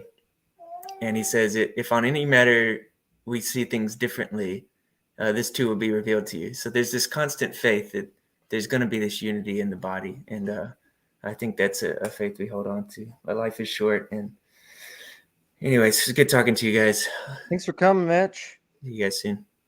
Dude. Somebody thinks I'm obnoxious. Well, I'm trying not to be. No, not at all. I mean, this is I'm part of now. This is part of the tendency that I want to fight. Like I was listening to I was listening to the most recent Rogan episode where he had this guy on I'd never heard of, but who talks a lot about status, which I don't know. I had a bunch of issues with it, but one of the things that he talked about really early on the podcast is something that I very much agree with, is that there's this certain super old, I don't know, probably like part of our reptilian limbic brain that PVK's here, that where we want to this kind of identity that we have, and I think this is part of our evolution of consciousness, of like where you relate to the new biggest identity group outside of, it's not ethnic and familial identity anymore, which is old school tribal identity. It's not necessarily even national identity anymore, which kind of evolved in the modern nation states post World War I and II, where it's just like, I'm German, I'm Russian, I'm American.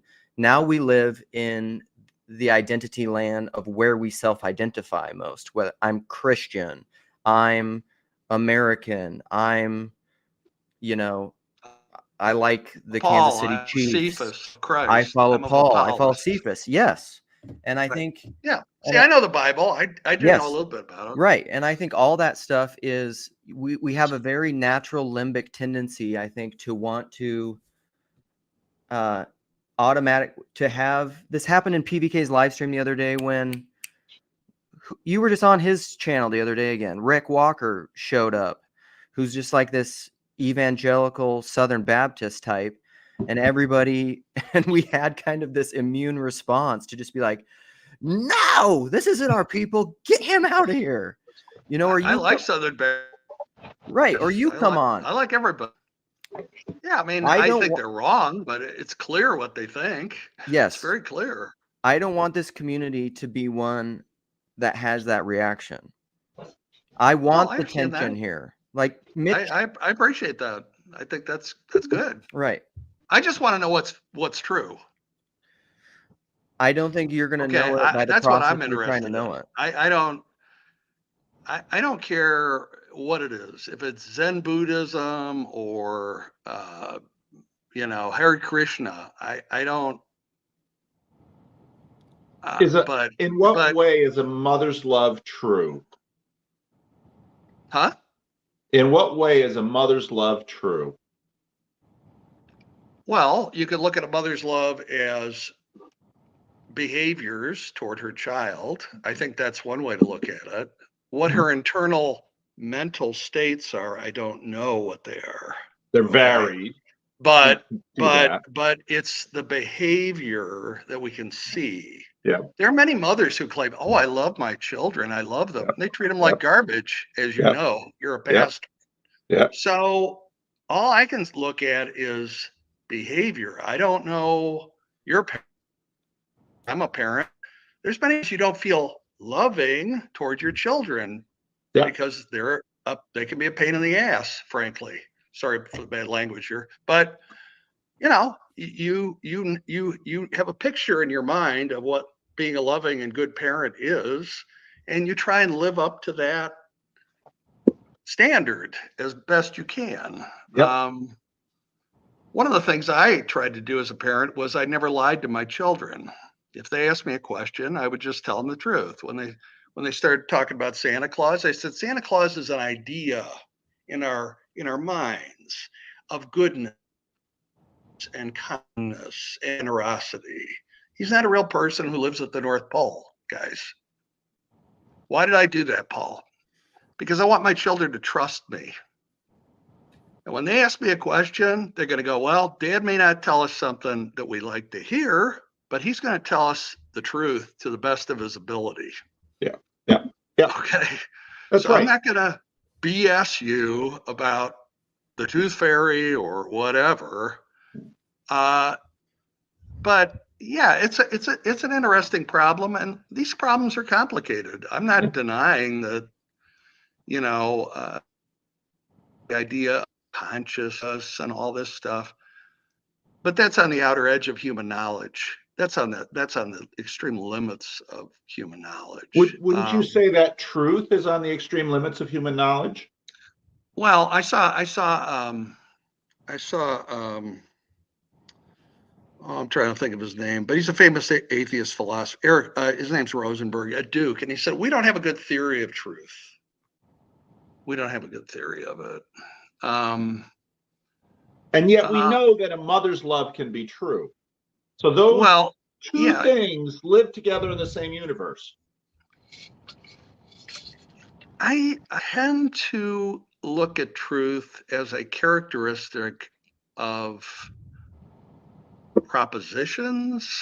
I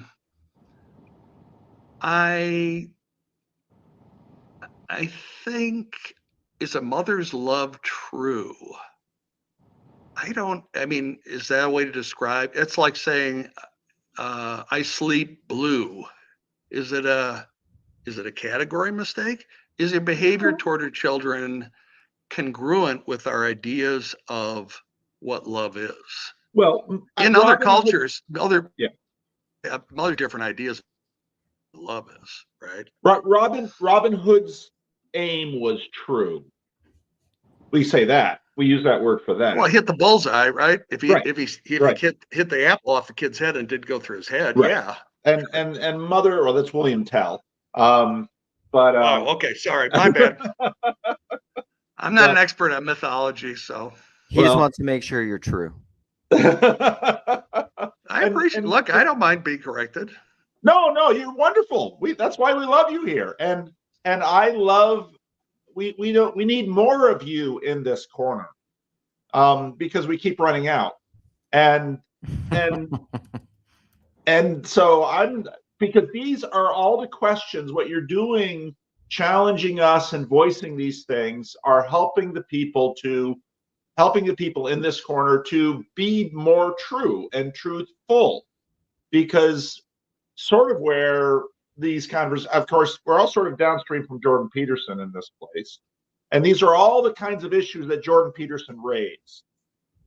And but the things that I just walked through right now, very similar to what Jordan Peterson did with Maps of Meaning, because Jordan Peterson at the beginning of that book says you can conceptualize the world as a place of objects and correspondence with objects, or you can conceptualize the world in a very different way, and especially in terms of relationships. And correspondence is one kind of relationship, but the truth of a mother's love is sort of in this. A lot of what we've been doing is kind of going back and forth with McGilchrist, doing these two sides of conceptualization, percept and concept. A lot of these dualities get at this idea of, you can point to a mother, the truth of a mother's love. I did a funeral for a friend of mine. It was an African American community. He was an African American friend of mine, and a lot of the other black pastors are a little put out that there was a white pastor doing the eulogy, but I was his friend, and we and he grew up in a bad area of LA, and his mother scrubbed floors. Stereotypical story. His mother scrubbed floors so that she could put him in a good college, and he went to law school and he's a very successful guy in the political realm here in California. And her love for him was true. Now, there was part of the truth of that love was when, like gangs were sniffing around and he wasn't doing his homework. Boy, she rode him hard, because she was going to make sure that he didn't wind up in jail or dead like so many other of his contemporaries. Her love was true, and that truth pointed him in a direction that gave him life. And so that's a very valid aspect of truth. And so part of where we are as a culture is wrestling with these definitions of truth. And there's no question that can you just rephrase that and say it led to good outcomes? In other words, what was it? Truth? Well, I mean, he could become a corrupt politician. There's a lot of those walking around, or a corrupt lawyer. I've met a few of those too. So I would just say she tried to have the best outcome she could for her child. Was it a true outcome? Was it I just wouldn't phrase it like that. I just say it's an outcome congruent with her dreams for her. I suppose there's mothers out their sons to be drug dealers. I mean, makes a lot of money that way. So I mean, but the idea of it's true, or I don't know if I'd speak about that. And that is helpful too, because it recognizes that, I mean, part of what Peterson early on too before his rocket ride, had a very interesting conversation where one of the things that we do with technology and science and this correspondence use of truth is we take the moral valence out of it. We don't ask whether this technology is good. We ask whether this mechanism works. And then we worry about goodness later on. We can do that with the internal combustion engine. Is the internal combustion engine good? Is it true? They're right away there. Then we have, there's certain chemical properties that when harvested in a particular way achieve certain outcomes. But basically what we're dealing with is the fact that one reductive conceptualization of the universe shows these two competing realms within the universe. And a lot of philosophers have dealt with this. But part of what we did in, say Galileo's up in his tower and he's dropping balls. And he figures out truth in terms of, gravity, acceleration, Newtonian physics. He figures out truth. Now, he doesn't ask, is it good to drop balls from? Now, if someone's walking below and they get hit with a ball and they get injured, well, then you're sort of in this other realm. And the fact is we live between these two worlds. And language bridges those two worlds. They have to, because we live, that's that percept world that Luke was talking about, where it's all sort of mixed in together. And part of what we began to recognize was this language of correspondent truth in terms of a world of object has very good utility, but not quite as satisfying as we wanted, because within that world, we sort of began to imagine that a human being is sort of like one of these alligators you find in Florida. In an alligator farm, you find these enormous alligators that are just sitting in a pool of warm water. And I remember talking to the guy and I say, doesn't he get bored? No, an alligator has a really small brain. As long as I keep throwing chicken at him, that big thing will just sit in that pond and relax. We're not like that. We live in these two worlds. And so much of this corner is figuring out, what are these two worlds like? And that's where this truth argument gets going. And I would say, just in terms of my my Calvinist brothers and sisters, who tend to also be highly modernistic, they sort of tried to create a technology of theology to achieve an outcome. And they accomplished a fair amount by it. But I think a lot of people like Luke have left that because they felt like they oversold their program.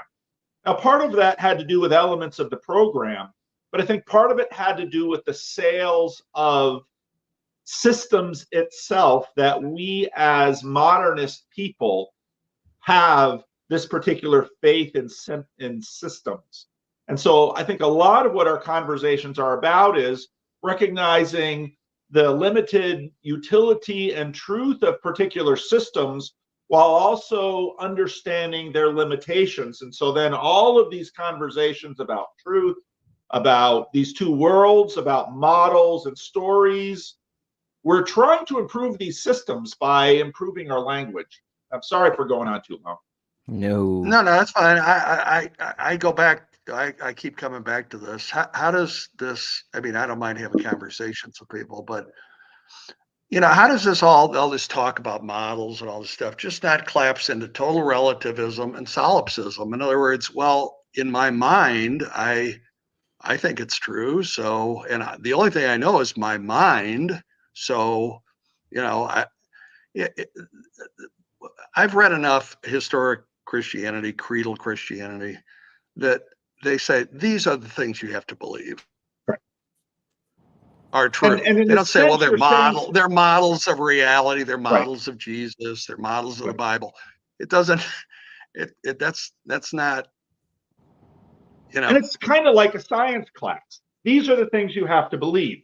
Now, someone might step back and say, well, why is believing all of this science helpful? Well, maybe if you want to become an engineer and build cars or buildings or bridges or something, these are the things you have to believe. These are the formulas. These are the physics, the Newtonian formulas of physics. This is how differential equations works. They work. They do work. They do work. But they do work. But do you have to believe them? Most of humanity has lived just fine without believing them. That's true. And most of humanity's lived in squalor for that's right. thousands and tens of thousands of years. So sure. Yeah. And the very tiny little group of humanity that has lived with almost unlimited resources have not necessarily gotten what they wanted from their limitless resources either. Which That's again true. leads us to these difficult questions of what makes a life worth living. Affluenza, yeah. Modern people, when you do studies and you just ask them, they're the least happy. The richest people are usually the least happy. And so in terms of these systems that you have to believe, a big part of this conversation has come because certain systems have been oversold and people have found them wanting. And so they abandon those systems. But part of what we've learned about human beings is even if your system is implicit, the stuff beneath us is sort of like a system. And it often bears, you're doing it yourself because you're challenging our systems. And that's great because a challenged system potentially is an improved I just system. know what's going on. Yeah, if I can't discern truth from falsehood in your system, that's a problem. Yeah. But and part of what we're getting at is these balances of truth and falsehood, they're a little bit more complicated than let's say the kinds of truth or falsehood that you have in your engineering lab. So Paul, let me put this to you. So why listen to Jordan Peterson? Why not listen to Deepak Chopra? He says a lot of the same kind of stuff. I don't know that he says a lot of the same kind of stuff. Or let me see, Guru Maharaji or Bhagwan Rashid, or I've listened to a number of these people, and I've also listened to Steven Pinker and Sam Harris. And part of what the internet gives us is the opportunity to listen to a lot of these people. And I will be the first one to tell you that the easiest con is the religious con. As a pastor, I know that because I can tell the power I have just because of my valence as a religious person. And I also, however, want to know the kind of truth that a mother's love possesses. And I am a recipient of that because I'm the recipient of the true love of my mother and the true love of my father. Of course. And watching my father truly love people. And that's great. Well, but Deepak Chopra will say something like that. Of course he will. And he's not wrong about that. No. And so then the question is, okay, where do I stop be leaving Deepak Chopra? So I've got a lot of That friends is a in good Northern question. California. I've got a lot of friends in Northern California that are super new age. They are practitioners. They are practitioners in tuning forks, and they are practitioners in crystals and Crystals, yes. breathing. And these are good friends of mine. Yes. And you know, this optimal grip thing that Vervaeke talks about. So I look at them, and these are wonderful people. We raised our children together. They were my neighbors. We did all of these things, and I love them. And you know, I could give them the keys to my car, the keys to my house, the numbers to my bank account. I would trust them. That's all fine. But I do look at their lives, and often they look naive to me. And I think that's tends to be the difficulty I have with some of my woo friends. And then I look at some of my Christian friends who tend to be much more modernist. They're living in much more modern systems, and they have this critique that they inherited from the Enlightenment. And I really appreciate that, because it does ring out a lot of bullshit. But I also sometimes look at their systems and think, you know, they're really reliable people, but they've got some BS in their systems too. And so I just try to look at all of these things and continue to work on them to wring out the BS. But BS comes in lots of different ways. Sometimes BS. So how do you tell the difference between truth and BS? How do you discern the difference between truth and BS? Well, like, so when my new age friends got a divorce, I mean, so the wife said to the husband, you know, basically, I don't want to be in this anymore. And so then they decided, well, we don't really need to get a divorce. We're going to just, you know, that way I can stay in the same medical plan, blah, blah, blah, blah.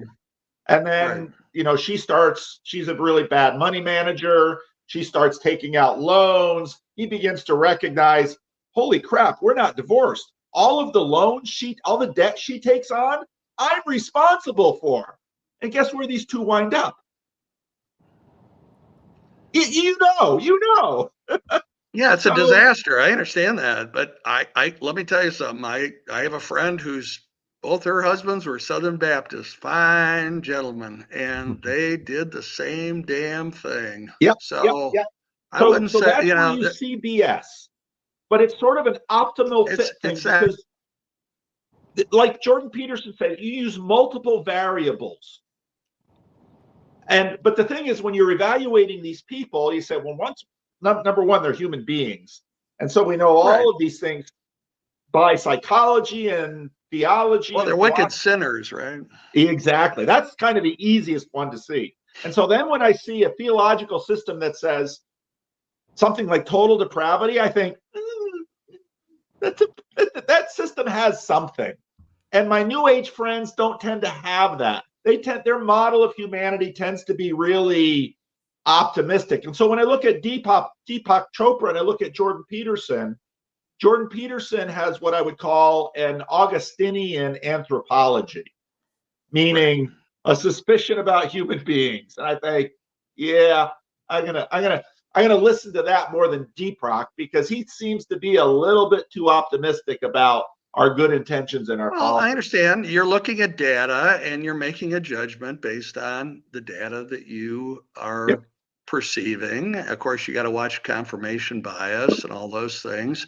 But yeah, I don't find disagree with her. I think that, you know, if I live in Utah, and you know, the Mormon people, the devout Mormons I know, they say, well, people outside the church, they're not really happy. True happiness is found within the one true church, see. And they get revelations too. As a matter of fact, they're constantly getting revelations about all sorts of bizarre things.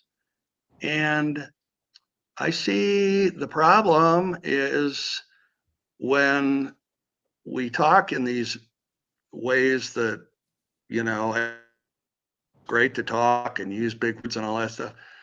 But when it makes it more blurry between, what's real and what's not real, and what am I imagining and what am I not imagining, I see that as very dangerous. And I was in a stream the other day, and you were talking about people leaving the church. I said, all Paul's got to do, have healing services, speak in tongues, prosperity gospel. Paul, you'll pack them in. Yeah, Pack them yeah. in. Believe And I me. can't do that. Well, For all the reasons you just laid out. They're I can't do that. successful. Yeah, but I don't want that kind of success. People And must the same need thing that, is on YouTube. Right. And you're They must exactly need right. it. You're exactly right. And so you look at these systems and you say, okay, so there's a degree of BS in what the Mormons are talking about with respect to their system, but there's also a degree of truth in it. Because, Well, of for course. example, Nancy Percy in her recent book was talking about the fact that and they're trying again to get objective because that's kind of our cultural fascination. He noted that the men who are worse to their wives tend to be the nominally religious. The secularists tend to do better, and the really practicing religious tend to do better. It's the nominally religious that tend to use religious arguments, biblical arguments for headship as an excuse to take advantage of the women in their lives. And that's believable, but it shows this dynamic that in just to look at the Mormons, and you and I are on the same page that I don't think the Mormon origin story holds a lot of water. To me, Mormonism, sort of like Islam, is kind of a religious mixture of some things that were found in upstate New York.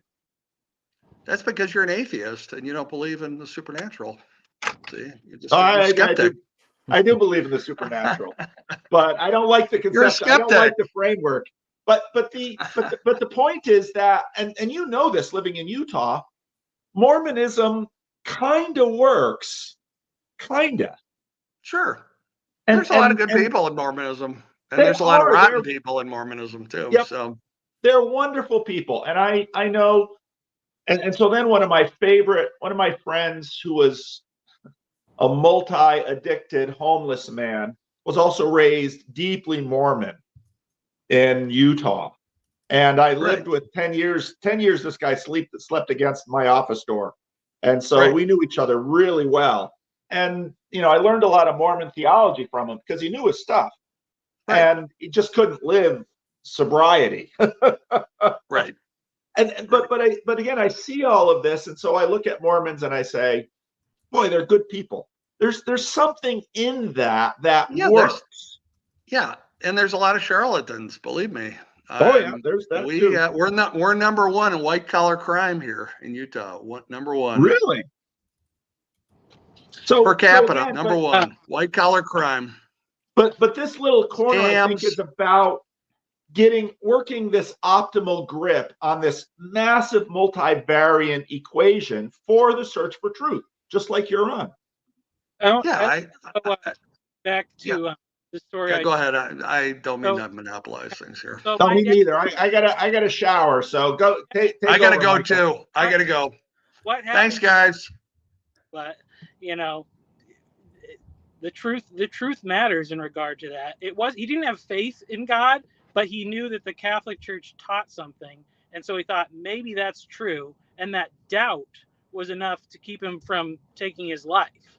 So I don't know.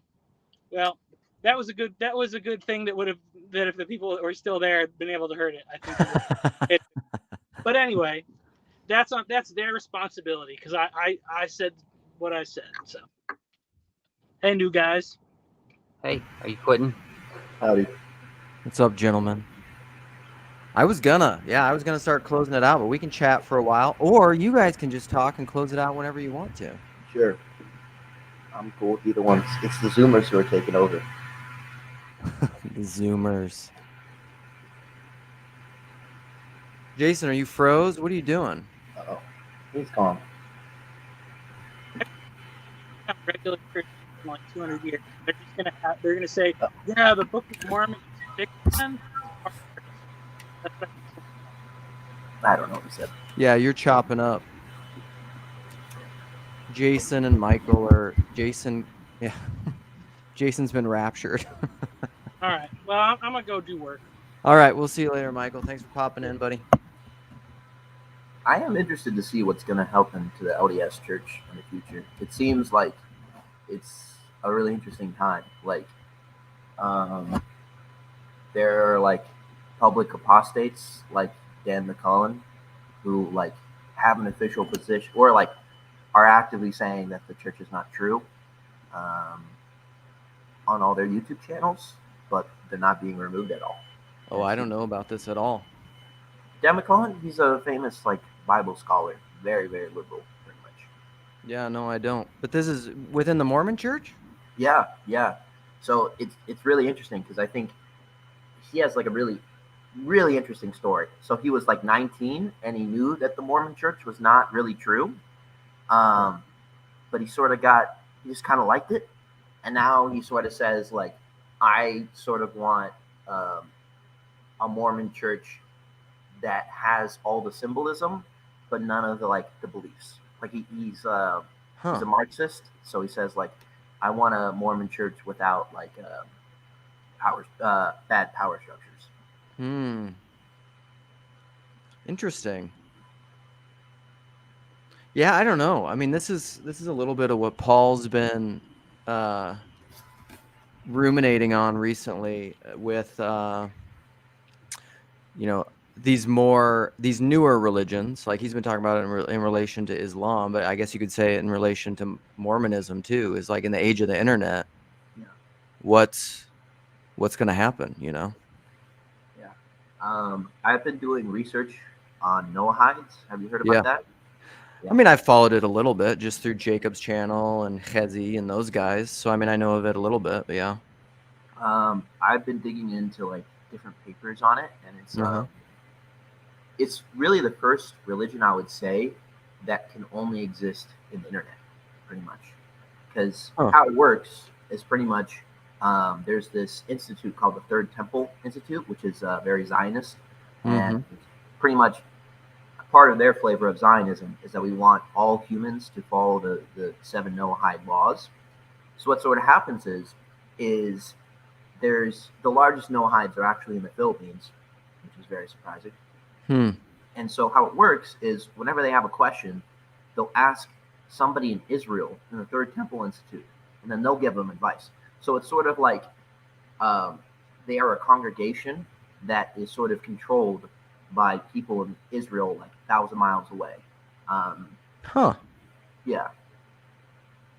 That's kind of fascinating. Yeah. Yeah, I don't know. I mean, the internet is trying to think about, like, I don't know. In the beginning of this, I read that thing from McLuhan. Thinking about McLuhan stuff, and then thinking about it in terms of the internet age, is a trip. Like there are some things. Like I always feel like I'm a fairly intuitive person that's on the fringe that conceptualizes very high, broad patterns that seem unrelated to a lot of people. And McLuhan is like well beyond me. He's like seeing stuff that I have a hard time finding connections with. Who's McLuhan? Marshall McLuhan. So he's the guy who's I read this article this morning that was talking a lot about McLuhan, just in relation to his deep religion and Catholicism, which is something he didn't really talk about publicly that much. But he's known for his most famous aphorism is the medium is the message. And so he has a lot of reflections on technology and knowledge and belief and how those things relate that have influenced people like Neil Postman and a lot of modern people. But really brilliant guy. Yeah. So the future is going to be really interesting because, like, have you heard of the Second Great Awakening? No. So in the 1800s, religious attendance was only 17%. But during that created the largest fervor, and you had 3 of the major groups that came out of that, which was the Mormons, Jehovah's Witnesses, and Seventh-day Adventists. Okay, And yeah. we had such a boom from that. And what I'm noticing now is when we see the sort of fall of like the mainline and like regular Christian attentions, things get weird because like Mm-hmm. in the articles I was reading on Noahites, none of them are Muslim. They're all just Protestants that sort of just fell out. Mm-hmm. And I think that we're gonna see some more and more interesting mutations. Yeah, I mean, I don't know. We'll see. It's an interesting time, and I find it to be fun, but I'm kind of a chaos monster, so it doesn't really upset me that much. All right, I think I'm gonna wrap this up because I gotta move on with my day. But thanks for popping in. Thanks everybody else, and I think PVK's got a live stream at noon. Or what time is it? 10 o'clock your guys' time, Trey? Okay. All right, and we'll see you later. Thanks everybody.